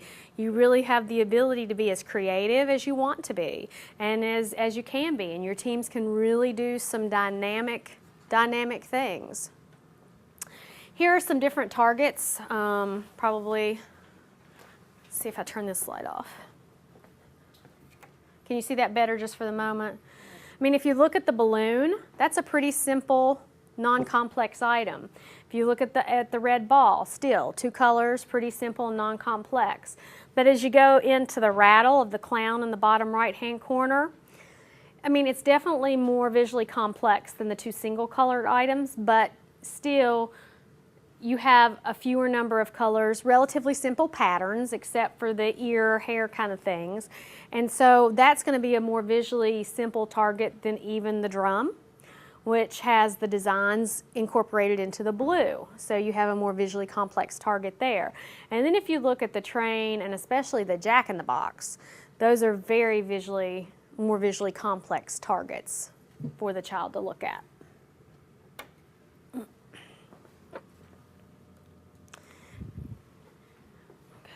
Back to the complexity of the array, see the single colored flowers, you know, each individually are not difficult visual targets, but combine them together in the array of the environment and all of a sudden that becomes a very visually challenging target for that child to ask them to even pick out the yellow color or the yellow flower, even if yellow is their preferred color. And then the complexity of the sensory environment. Personally, I think the screaming child is even more challenging than the band. So if you're in a classroom where you have a screamer, can you imagine how difficult it could possibly be to ask that child to use their vision? I mean, it's probably grating at times, as much as you love the kids, on your all's patience and nerves to have to be able to handle that. If you're asking them to do a complex task at the same time, imagine how difficult that's going to be for that child. Some classrooms use music in the background, and it could be calming for some, but for the child with CVI or CVI and other ocular impairments, that could be really a very challenging situation you're setting up for that child to try to work in. And there's my mother, that's a picture of the stadium, especially when everybody's wearing their blue and gold, you know, trying to pick somebody out in that mess would be almost a virtual impossibility. Even if you knew exactly what section they were in, I think that would be a virtual impossibility. Can anybody see what all is in that picture? If you didn't have the gun to rely on that little piece of familiar, that solid, that change in the picture, do you think it'd be as easy to see? So, I mean, you can think about that. What you did, how did you pick out the hunter? What did you use to help you pick him out? The gun.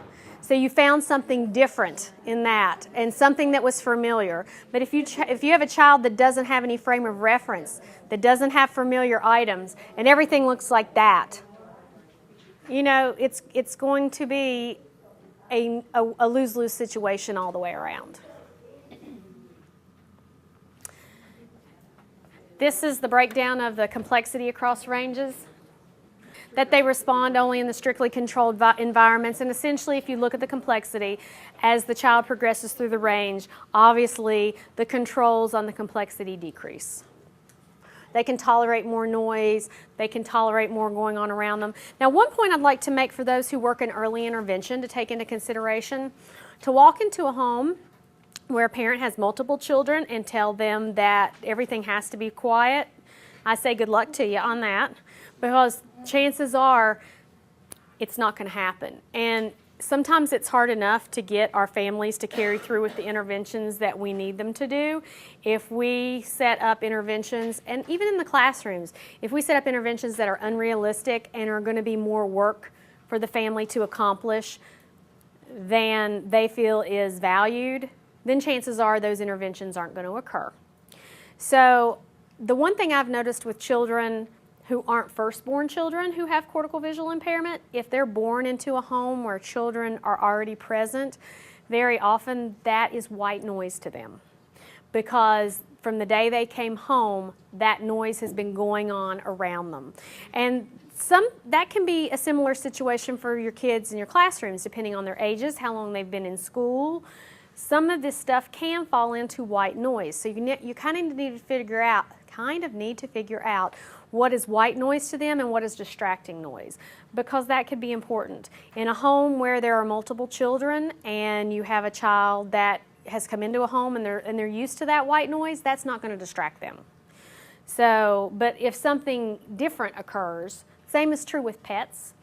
We had a video we had to score once where there were barking dogs in the background. That didn't bother the little boy in the video at all. It bothered me the whole time I was watching the video because all I could focus on were those barking dogs, and I really wish they would have shut those dogs up for the video.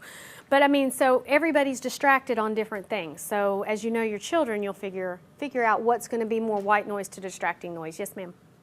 You said you want stories, and I have a really good story about complexity. Good. Share your story.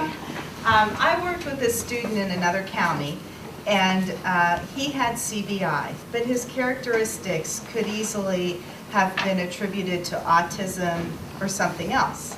And so the school system and the teachers and other people in his life said that he became so frustrated because he just didn't have enough discipline. That if he was disciplined more, he wouldn't be so he wouldn't lash out at other kids, and he would behave and sit down and do his work. And that he really was autistic, but the family didn't want that diagnosis. They wanted something else. So they picked this CVI out of the hat, and that's what he is, and he's not autistic. And so it was an interesting situation, and I tried to think of a way that I could show them that he was CVI. And so I got mini marshmallows, the mini white marshmallows, and a black table covering. And he loved to eat. And so I took him in, and I put the black table covering down, and I put the mini white marshmallows on it. And he just picked them up immediately all over there and ate them. And then I took a colored tablecloth that had flowers and that I put out in the springtime, and I showed him that I had white marshmallows. And I put those white marshmallows down on that table covering, and he immediately dropped to the floor, screaming and hollering and pitching a fit because he couldn't find his white marshmallows. Yeah, he was furious. He was furious at me. He wanted those marshmallows. And I think that it was a really concrete way to show those teachers that it was a visual issue, and how much frustration that caused him. And sitting in their class and hearing what's going on and wanting to be a part of it and not being able to pull it out visually, I think caused a lot of his frustration. So that's a great example. It's a perfect example. And it happens just like that every day. So in a classroom, I mean, you can take trifold boards and isolate the student, position them in the front of the class. Ask the teachers to watch everything they put on the walls, or position him in an area where they can simplify, that's interventions though. So distance viewing, we've talked about in relation to other areas, very often problematic for children in early phases. Typically, early phase 1, you're looking at distances up to 24 inches, sometimes a little beyond, but it's close in. And a lot of times you'll see children, even as their distance viewing starts to increase, especially when you get to literacy, take items and get them as close as possible. Why would they do that? What are they doing? What are they accomplishing by doing this? They're taking care of visual complexity in many ways on their own. The closer they get, the more focused they are on the item they're looking at, and they're getting rid of the extraneous other details that they don't need. And when you're working with children, allow them to position if they do hold, move, if they can manipulate toys on their own. Allow them to put the toys where they need to. You'll learn a lot about the strengths in their visual field. Also, don't ever try to reposition obviously if they're positioning themselves in a way that's not good for them physically, you need to correct that.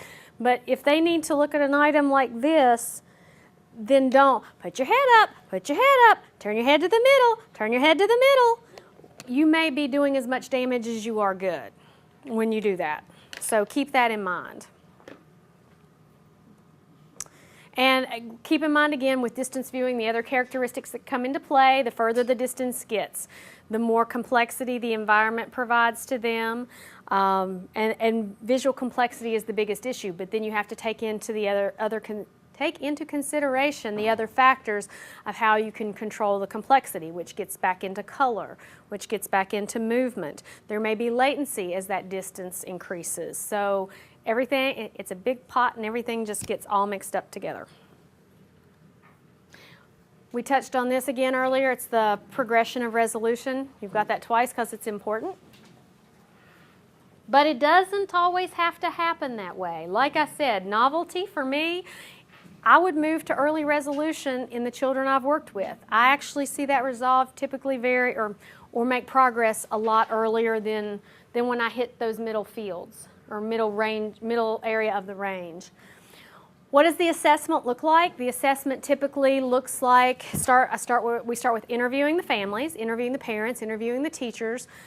I don't personally like to go into a school and go straight into the classroom with the teacher and the staff without having talked to the parent first. Because not that the teacher and the staff can't give valuable information, but I really like to dig back into that information from when they were young as well. I like to know about the medical history. I like to know what the parents have seen along the way, because we do have kids out there that have not been diagnosed early. Don't think they catch them all when they're in 0 to 3, because they don't. We probably have kids sitting in each one of your schools that have CVI who have never been diagnosed. The chances of that are greater than they are that they're not. So getting information from the parents can give you some valuable clues to what could be going on with that child.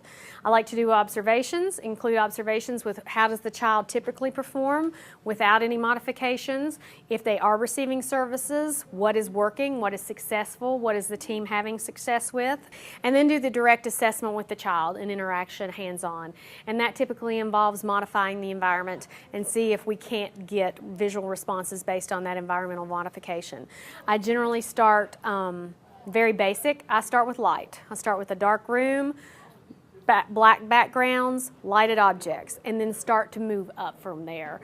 You know, if they can respond here, great. Let's step them up to the next level, and we just keep going. And that's how the assessment works. And for those who did look at it using, pages and pages of notes, and then fitting all that information into the CVI range.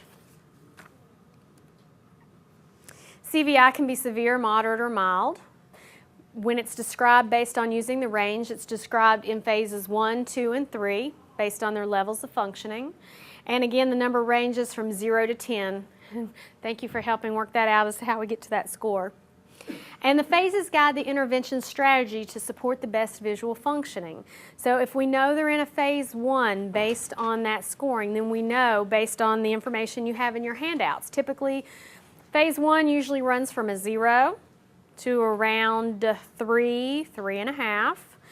And that's not specific, because you could have a child at a 3.5 who may, for some reason, still need single colored items, but do very well with everything else, provided they have single colored items. So it's not that I can give you that specific number, phase 1 stops here, phase 2 starts here. But as a rule of thumb, generally a 0 to around a 3, 3.5. Phase 2, 3.5 up to around a 7. And then phase 3, 7, 7.5 up to a 10. Interventions, and we're going to go through some of this stuff. I'll get through the slides and then we'll spend some time with some of the stuff.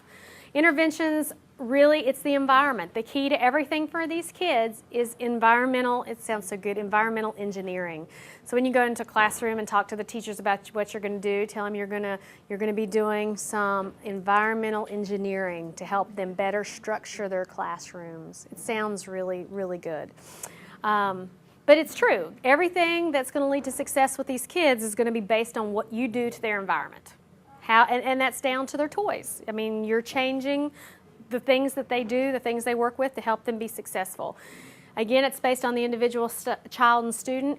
You could give me a child that's a 3.0 on that 0 to 10 range, and you could bring a child that's a 3.0 on that 0 to 10 range. And what you do with them may be totally different, because the way we get to your 3.0 may be very different than the way we get to her 3.0, if you think about it. One might have a 0.75 in color, one might have a 0.25 in color. One might have a 1.0 in visual reflexes, one might have a 0 in visual reflexes. So it's very individualistic. And personally, I think that helps keep from getting bored, because no two children are the same, and the 3.0 is going to look different for every kid. And so you have to be creative. For some, that's a lot of work, and it is a lot of work at times. You want to support the best vision where the child is functioning now. You don't want to try to help these kids progress in terms of, ooh, they're looking at orange. I think they really like orange. They're not looking at anything else. But today we're going to do everything green, because I think they're ready for green. The child needs to guide the progress. How you know when a child is ready to move on is based on the responses they show to you. When they notice something they've never noticed before, then you need to look at what are the characteristics of that item. What's different about that? Or you let the child guide the progress. Don't try to take the child down a structured path, because you're not going to be successful. The child needs to guide where they're going to go. They're learning. Don't forget to use their vision. They really are. They're learning. It's not something that's just the light switch is going to turn on today. I'm nearsighted. You know, the only way I see is if I have my correction in. And it is like a light switch. Contacts go in, vision improves. Contacts come out, vision gets worse. It's not the same with these kids. You know, it's not like one thing's going to happen and everything's going to change. But it is that way in terms of when you do give them something that they can see, sometimes it's instantaneous that, wow, there it is. And you know they have the capability to do that. As they do progress, you're going to remove and decrease the supports to the environment so that they can do more on their own without having to have so many environmental adaptations. The focuses of the strategies that you'll work on in phase 1, it's just building stable visual function, getting consistent visual responses. Phase 2, it's integrating vision with function. They start to do things with that vision. They're not just looking, but they're starting to look, they're starting to explore, they're starting to manipulate, they're starting to play with toys. This is a simple modification for a shape sorter that we've started with. So initially in phase 1, if the child can manipulate, you know, there's a light down inside. I've covered so they only have one opening so that they can be successful. And so there's kind of a visual target shining out. And then I had a little boy yesterday, we were doing this, and it's red, his preferred color, thank goodness. And then he hit the thing in. Although you gotta watch how it goes in, because sometimes it turns the lights off. But as he starts to do more, I'm going to change the target, and I'm going to open 2 openings. And then I'm going to offer him 1 block at a time and see if he can discriminate between the openings. And so I'm going to challenge him more visually as the activity and task goes along. And then I'm going to take the light out, and then I'm going to take the black off, and hopefully we're going to get some typical visual responses. And then phase 3, resolution of the CVI characteristics. Phase 3 to me is the hardest.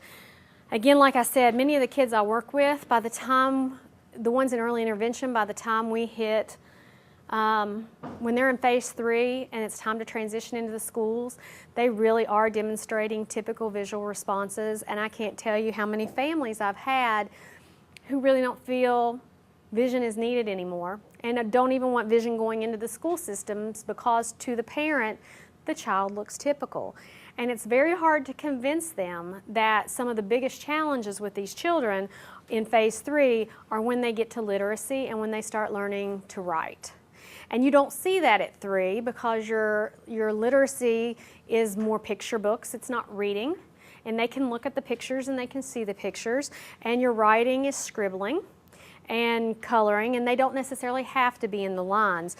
And I just find phase 3 a very, very, not undoable at all, but in younger children especially, I find it a very challenging phase to get people to continue to accept. It's not like you had CVI and you hit an 8 on the CVI range and then poof, magically everything's good. But trying to explain that relationship is very challenging sometimes.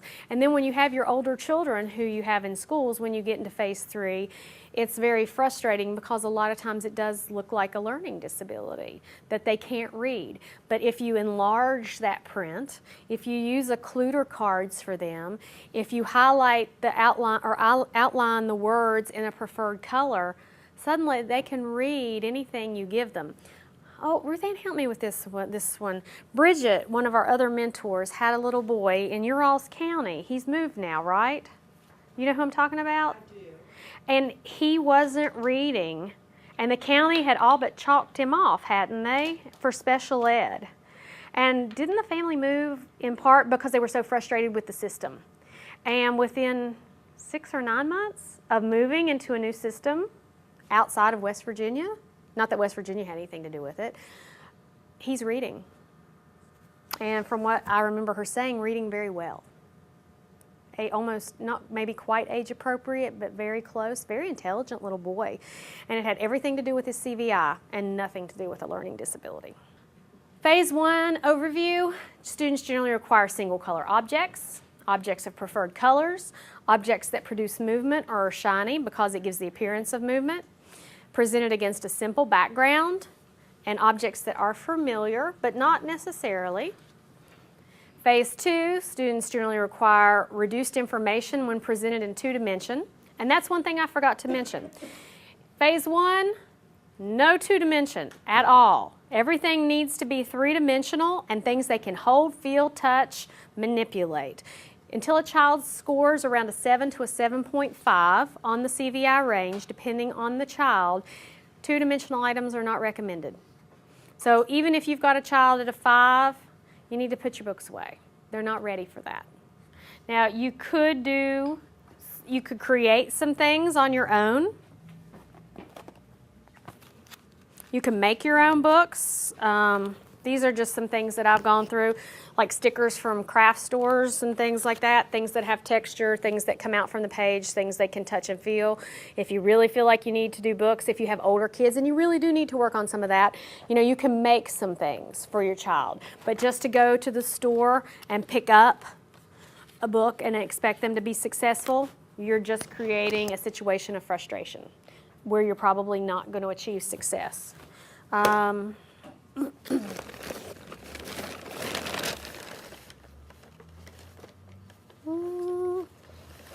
Another example, a story about fish. You can make a story about fish with this, but these are items that are not 2-dimensional to the page. They have 3-dimensional. They're pretty simple, but they also have some reflective. So we've incorporated several different characteristics into that for the child. But again, these are things that you need to do that you can't necessarily just go out and buy. When you do get into 2-dimensional information, I've mentioned several times using occluder or window cards to eliminate excess detail. Highlight or outline the critical features of the symbols or the pictures. When you're working with words, you don't want to outline individual letters. You want to outline the whole word.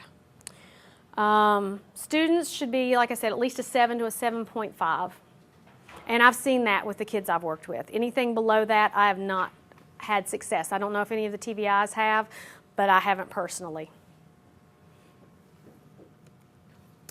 Phase 3, students generally require, for the complexity of the visual field, considerations. They do better in situations that are familiar. So you may have a child that does really well in their school environment, or they may do really well in their classroom, but when you take them, like the little boy who couldn't find his classroom, when he got out in the hallways, he didn't do so well. Or you have a child that when you go on a field trip, they need to be the one with the teacher, or they need a buddy because they all of a sudden just don't handle things because they're outside of their element. They learn very familiar routines and patterns as, from my experience, a child with an ocular condition. They know where things are, they know what to expect, they know their environment, and when you change that, because you're changing their visual complexity of what they know, their performance changes. So they may, like I said, they may do well at home, and then when they first start school, they don't do well at all until they learn the environment. They may need assistance from an adult or peer, possible use of a cane. Even though you're not looking at an ocular condition, they may need a cane. And I can't say strongly enough that I personally think when you have a child who's in phase 3 who does have issues with environmental mobility, that you get an O&M assessment. That's just my personal preference. I'm sorry?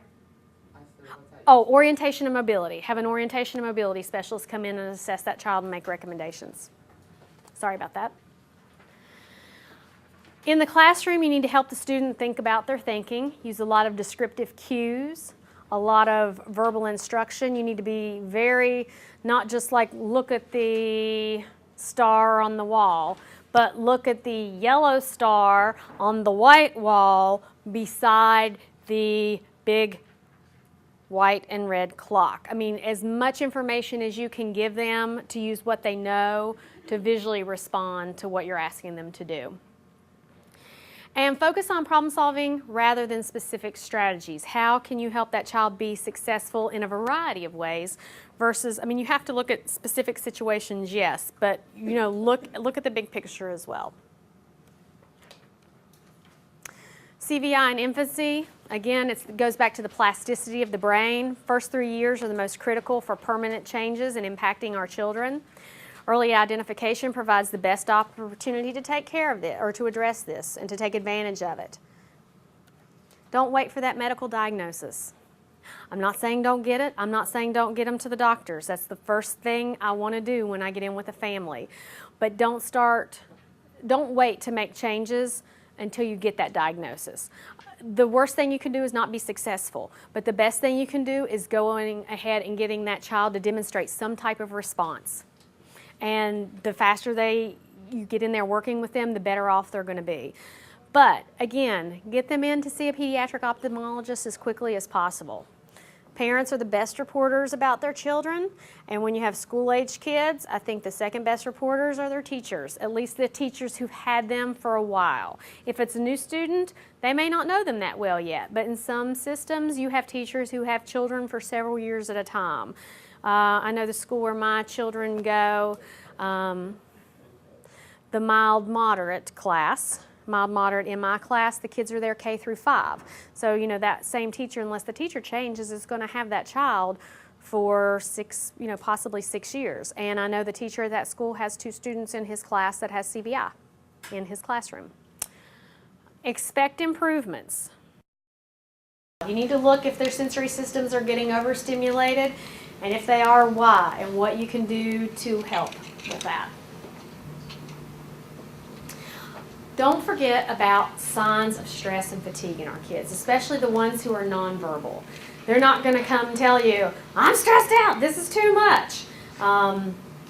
You know, you may have the outbursts like you did with marshmallows. That could be pretty obvious, but it may not even be that obvious. It may be facial grimacing. It can be hand and finger extension. Doing this. If you have a child that can't move a whole lot, but you start seeing a lot of this and they're not typically doing this, that can be a real sign of stress for them. Light gazing, avoiding looking at anything. I had a hiccuper once. When they got stressed, they immediately started to hiccup. Yawning, falling asleep. That can either be shutting down or overstimulation, either one. High-pitched vocalizations. I know most of you have probably heard those. Yeah, they make the sounds. We're not through, not just yet, but we will be finishing early today. But the last information on the paper that you have is contact information for Annette, Carrie, and Ruth Ann King, the project directors and coordinators. Then you have a list of contact information, telephone numbers, and emails for the mentors and our new partners who are presently in training. So feel free, don't hesitate. If you've got questions, if you have concerns, if you need anything where we can be of assistance, contact any of us at any time. I think we all respond pretty timely. If you need an assessment done, the best, or what the protocol is to contact Annette and Ruth Ann. And then we go from there. If it's in birth to 3, however, it's not the same process. There are 2, Bridget and myself, who do assessments through birth to 3 right now. And what I typically suggest, because depending on the distance we have to travel, Sometimes there may be a time delay. I might not get into Monongalia County as quickly as I get into Mercer County. So for myself, for example, I might ask the service coordinator to please not put in the necessary paperwork until closer to when I know I can get there to see that family. Otherwise, it just creates more paperwork for them. But it's this typical referral system that we do within the Birth to 3 program as it is. But if it's a school age, contact Annette and Ruth Ann. And so before I go through some of this stuff and ask you guys questions about some of this stuff, do you all have questions or stories or feedback or, yes ma'am? Could you describe a little bit more about what the difference is between a mentor and a partner? Mentors, we are the original, no, I'm going to let Ruth Ann do it. I can do it, but I'm going to let her talk for a minute so I can take a drink of water. The CVI mentors went from 2003 to 2008 in an extensive 5-year program under the direction of Dr. Christine Roman. And we worked with Vermont, Maryland, and Delaware. There were 4 mentors from each state, basically. And so they did a lot of hands-on work and annual conferences and webinars and so forth. Then we saw the need for some expansion, and that was done through an application process. We went through another application process, and we selected 5 CVI partners that are geographically located throughout the state. And so they are on a 2-year faster track of learning more about CVI. Also, at the same time, we are doing a lot of training with the TVIs in the state, as you know, and you're getting the list of the trainings. So there's all different layers of folks that work with CVI. Thank you, Ruthie. Any other questions anybody has at this point? Okay, I'm going to go through just a little bit of the stuff that's sitting in the room. Now, I'm going to kind of take a side route at this moment. I personally, and I'm not speaking on behalf of all the mentors, but I really like assistive technology. I think that so many of our children do not have the capability to play with toys or to interact with their environment like what you would consider a typically developing peer. So I feel like anything that we can give to these kids that will help them access their environment and be more independent, I'm all for it. So this is just, I really like assistive technology. So right over here, just a few examples of some switches. And again, the reason why I set this stuff out is you've got to take into consideration what their visual capability is when you select their assistive technology. You know, this is a switch that vibrates, but it also has a red light. So visually it can be very attractive for the child to look at. But at the same time, they need to be a little higher because once the vibration starts, they might stop looking. This is just a plate switch that has a shiny cover. This is a switch. I'll use it for heads, for hands, but it's a clip-on. You could mount it on a table. You could mount it on a chair. There are, this is a wobble switch that you can get these with gooseneck mounts, but I like it because it's yellow, so it's a pretty good visual target. And they can activate switch activated devices by using any of this technology by simply tapping it. The duck, he's a pretty simple visual target, not a lot of visual complexity. But when you use the duck, they really do need to be a little higher functioning on that CVI range because he's noisy.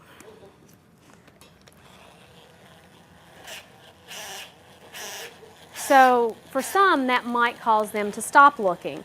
But for others who can handle it, you know, this thing walks, so you can work on some visual tracking as he goes, and you're using auditory at the same time as you are using vision, but they can play with it themselves. They can control it. They can stop it. They can start it.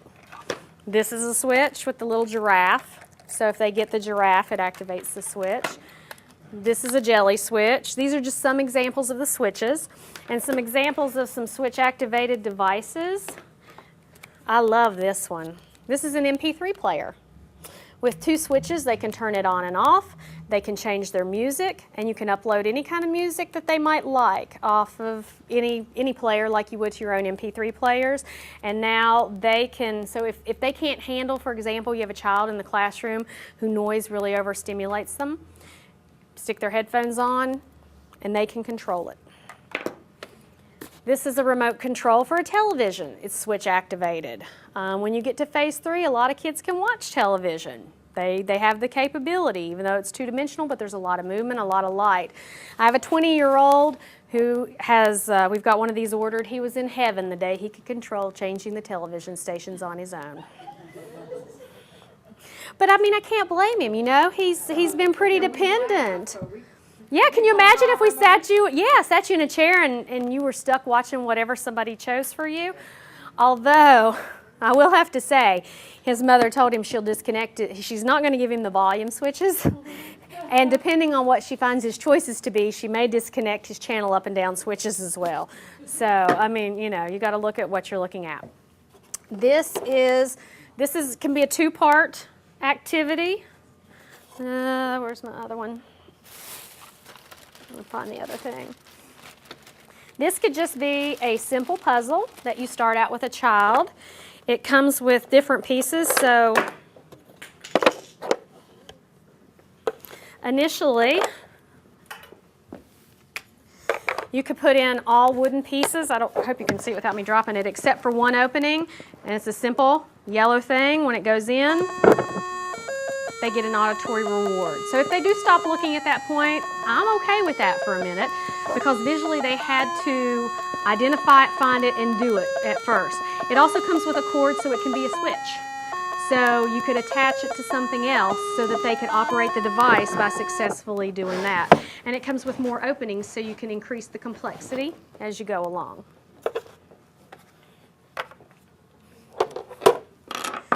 I haven't learned how to use this really well yet because I just got it this week, but this is a timer, and I like to use with a lot of my children, I use timers to set some boundaries as to when we're going to stop and when we're going to start, because sometimes they get involved with something and they don't want to stop.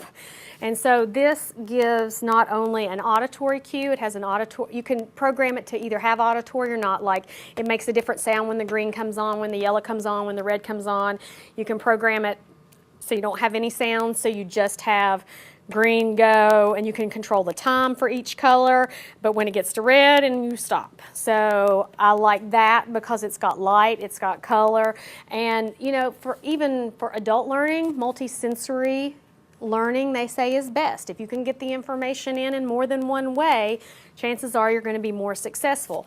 So now they have something that they can hear and see. Oh, this is one of my new infant toys that I got. Again, it's going to be a little more complex because of the sound, but it's a switch activated device. She rolls. She's got movement, so you know the wings are moving, so they might visually, even in a phase one, a higher phase one, I might be able to get them to attend to this because it's got more than just, she's relatively simple, and if I put her on a black background with those wings going, I might be able to get some visual attention even though I've got auditory going on at the same time. And she giggles, and I like her because of that. Trying to get the wings to shut. I'm not going to plug this in just because I can't get to a plug so easily, but these are great for phase one. It's switch activated, so I mean, I know you all have seen the fiber optic lights, but they hit the switch, it comes on, they let go of the switch, it goes off, it rotates. If they touch it, they get sensory input and interaction. It's lighted. I love this toy for phase one. Sorry, Dan, got to turn the light off again. This is one of my new favorites this week. Have any of you all seen the Glow Doodle before? I love the Glow Doodle now. Everybody's getting to play with the Glow Doodle this week, and there's so much light. You've got green, you've got yellow, you've got red, or you can, if you don't have a seizure precaution, you can have all three. It has a little stylus that you can do with, but most of my kids can't hold a stylus, but you can use your fingers. So you can get them to reach and touch if you're doing literacy. I mean, it is clear, but you could use tracing for phase 3 for more complex activity. For phase 1, put a black piece of paper on the back and just see if you can't get them to reach and touch and interact. So Glow Doodle is my new favorite this week.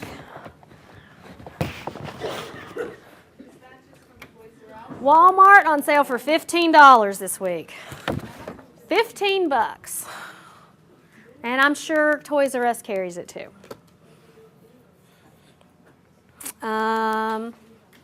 This is a color changing light. I'll use this a lot in phase 1. This is going to be great for the video, turning you on and off. But kind of along the lines of a rope light, if I can get the child, and this could be any age, because teenagers put these in their rooms just to look at. On this, I can control the speed.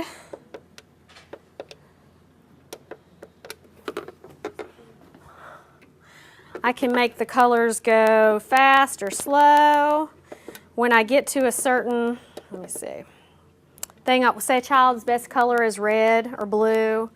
When you get there, you might start out with a single color, but then they can do 2. You can pause it. So I might set this up beside a child and just give them the opportunity to look, try to reach and interact.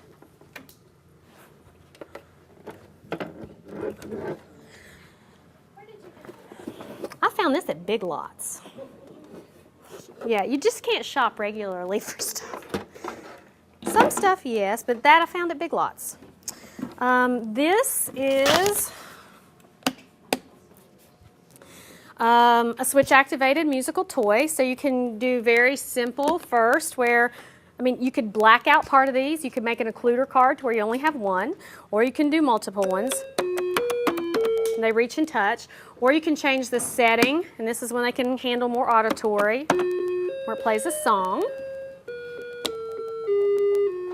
Or for your preschool age, or even maybe a little bit older when you're in phase 3, it comes with some musical cards. So it tells you how to play like Twinkle Twinkle Little Star. So you can, do color matching. You can make cards and you can see if they can, track or follow it left to right, match, give you motor responses. That one came from enabling devices. The color boxes, the color scarves, don't spend the money on those. These came from Lakeshore. Just go to Walmart and buy a roll of ribbon. I have some here, but I won't dig them out, that they're wrist ribbons. Fabulous for little kids if you want to get them to try to find their arms or their hands. You just put them around their wrists, but you can make them with a hairband and just tie the ribbons to them. But great if they're not doing any looking at their hands. Works really, really well. Found this at a drugstore. It's really, It's for your hair, right? It's for your wrist. It's a bracelet. Oh. But it's a relatively simple color pattern. I mean, you've got multiple colors for a child who can handle more than one color. It's a simple pattern, but they also get some other sensory feedback when they move it. The noise would irritate you? Overstimulation. So I gotta watch, everybody wants to eat this. Simple color foam blocks. Used for stacking, used for just manipulating, picking up, but also to control some of the complexity for little ones, same color. So I might start with bigger ones and then go smaller to see if they can handle or if they can match, if they can find similar characteristics. Of course, you saw the complex piece of fabric. I might start on black, and when we're talking, for example, phase 3, then I'll bring out the very busy one and see, just like the marshmallows. Food is great too. Just like the example you get, do it on the black background, then add a more visually complex background, because food is a great, great motivator.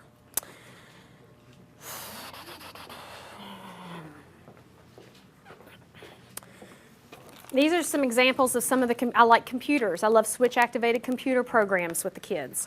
I take my computer around and use it with them.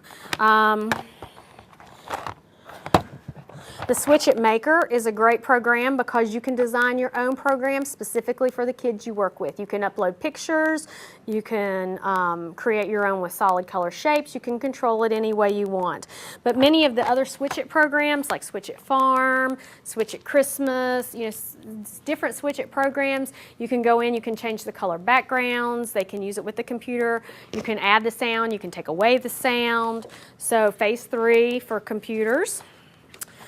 This is a video for when they do get to the TV for actually, I've had some phase 1 kids look at this. It's called Celebration of Color, and essentially it goes through, it has music with it, but you can turn the volume off. And it goes through every color, and it's slow moving. So you've got a red screen, and then you have a yellow screen, and then you have, but it's very slow, very simple, single colored items with a lot of movement. This is a good phase 3 activity when you're looking at visual complexity. It's a little magnetic board, and it has little critters in it, and there's pictures of little critters, and you have to match the critters to where it is in the picture. That's pretty visually complex. That's a phase 3 activity. A color safari book. I think I got this. What's the name of that? Ollie's? Down in, I think it's called Ollie's Discount Store. But it has, on each page, I've got, like on this page, there are 4 different choices where you have to match the magnetic thing. So, I mean, that's quite a bit of visual complexity. So I might start and make an occluder card and give the child maybe 2 choices of magnets with the one opening and see if they could match it. And then gradually expand upon that so they can be successful. But I mean, there's some pretty visually, like this one has 2 purples, so you're going to have to pick out the detail of the mountain compared to just the solid color of the hippo. That's way phase 3. But those are the kinds of things we have to do with these kids. We have to teach them to look and pick out the specific details. Kids in phase 3 don't do the best socially because they miss social cues. They hear the words and they take everything at concrete face value. So, you know, I could walk up to somebody and say, wow, you really look nice today. My body language, my facial expressions pretty much tell you that I'm lying to you up one side and down the other. But they don't pick up on that. They hear the words and that's what they take it. So you have to work with them on teaching them social cues. I know a lot of you have seen these little sorting animals. It means single color. So you can start with one activity. You get a green bowl and you get green animals, if that is your preference. Move the animal into the bowl. Seems pretty simple. You give them a second color, suddenly it's not so simple anymore. You start on a black background, then you start increasing the number of plates. That becomes a very difficult activity as you add to the complexity of it. Talk about a very visually complex, if y'all haven't, many of you have probably seen these Find It games. I mean, this is just a Find It game, but geez, this is kind of like Waldo. My kids when I get new stuff in, my kids try it out. And they love these things, but yes, ma'am. I made them last year. I just took water bottles, Yes. used rice, and then put some larger items in there, hot glued the lids So they can't eat them. so they can't eat them. And the kids love them. Yes, you can use water bottles with the glitter, like the sticks I have over there. You can make gel pads with hair gel and put a single color item for your light boxes, or add some food coloring. I mean, there's things that you guys can do, like the mat with the glitter, that you don't have to go purchase expensive things from the stores.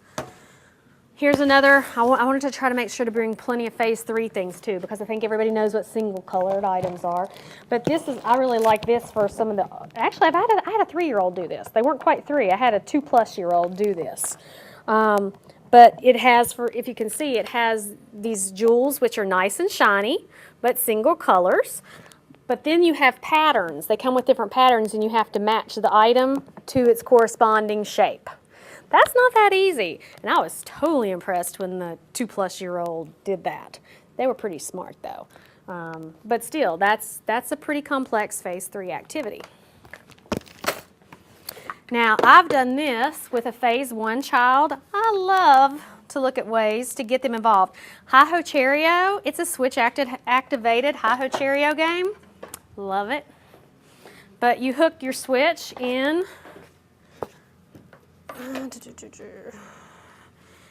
By using a switch, they can be the spinner of the game. And you can either do this by depressing these switches, or you can add an external switch, and their cherries are on the lighted board.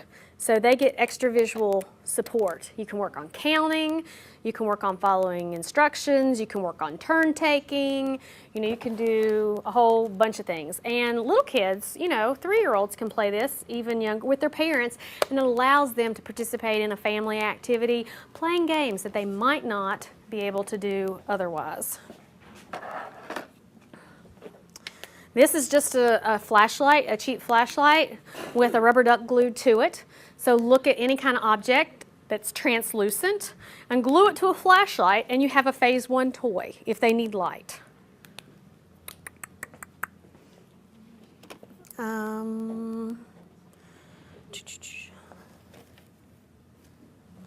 Let's see. Back to the, these, I like these. If you're looking for gross motor activities, kids always like to hit things, like to throw things, like to bang their toys. These are called boom whackers. But I love the boom, they're single colored. Each of them makes a different note. So you can get into some gross motor actions and movements. You can have them participate in music class. You can have them participate with each other. If it hits you, if they don't hit too hard, that's okay too. So if they whack you, you're not going to be damaged too awfully bad. But you know, they can make color selections. They can, again, interact and participate. Little ones like these too. They love banging and hearing the notes. Because I try to look at ways, especially if I have some that are bangers or things like that, a lot of times they're doing it for additional sensory input. So I try to look at ways that we can incorporate that into things that are functional, not just beating up the person next to you. Because I don't like to be beat up so much. And I know all of you have seen the 2-year-old that can take you out easily.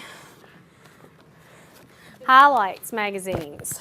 Anybody seen that? You can go online and download these. They have, it's kind of like the Where's Waldo, but they have the picture finds. So how can you modify picture finds? Well, you can modify picture finds by blowing them up to one certain section, and you can color the item that you want them to find, and then you ask them to find it. That's not so difficult. Then you gradually start introducing more detail. And then you don't color the items anymore, or you give them a similar picture and ask them to find the similar item. Just a simple idea with that. Making your own books. When you do start literacy with children, anytime you compare a 3-dimensional object with a 2-dimensional picture, it's only going to help that child learn. So, for example, keep your eyes open. Kohl's. They sell the animals and the books for $5 a piece. I almost bought some last night because they have a new series out, and there's one great orange animal and there's a great yellow animal. And what you can do is you can just get 2 books, and you take one and you cut it apart. So, where are the rest of my black papers? Aw. Did I not bring them? I may not have brought them. Okay, here's one example. What I would do is I'd take my cut-up book, and I would probably not use this much detail to start with. I would just cut out fox. That's all I would do. And we would just talk about fox. What makes fox fox? And that's where you're teaching them salient details. Well, we know fox is fox because he's red, and we know fox is fox because he always has on blue gloves. So we start talking about what makes fox fox. And just like with, what's her name? What's the other little... We'll do Cindy Lou Who. How do you know who Cindy Lou Who is? Do y'all know who Cindy Lou Who is? What makes Cindy Lou Who Cindy Lou Who? Yes, no matter how you see her, you can pretty much always recognize Cindy Lou Who because of her hair. So you talk to these kids about these salient characteristics. And then what you do is, you take different pictures of fox throughout the book, and you'll just show them fox to start with, and then you'll talk about, like, this fox is smiling. So you might talk about emotions. Is fox happy? Is fox sad? Well, how do you know fox is happy? Because the corners of his mouth are upturned. So anytime you see a picture where the corners of the mouth are upturned, chances are fox is happy. And you use those details. Then you get a book that's not cut up. And what you might do is open it to the page of the picture you cut out, and you'll say, can you find fox? Can you find fox on this page? Then you may make it more complicated. Here's the book. Here's the fox I want you to find. Can you find fox in this book? And you see how we're kind of grading that activity as we go along. You've got to do the same thing with your environment. These are wonderful cards too. I get excited about this stuff, but these came from Lakeshore. There's a couple of different boxes, but here are school items. And these are pretty simple pictures. Simple background, one item on a card. So you can work with these on two-dimensional, just identifying pictures. But when you start to look at environmental mobility, what you might do is, for example, get a camera, go around the environment taking pictures of what you need that child to know. Most common would be maybe an exit sign. In the event of emergency, they need to know how to get out of that school. So you show them a very close-up picture. This is an exit sign. You talk about what makes an exit sign an exit sign. You go through the school. You start pointing out, here's an exit sign. You keep an eye out. Can you find any exit signs? Or even the house. We talked about identifying the rooms. What makes this the bedroom versus the bathroom? And then what you do is you start adding more detail to your pictures. And then you kind of go on a scavenger hunt. Here's the exit sign I need you to find. Well, this one has a water fountain beside it. It's the only one in the school that has, I mean, this is not really one, but this is the only one in the school that has the water fountain. So can they pick up the extraneous other factors and details in that picture to recognize that that is the specific exit sign they need to locate?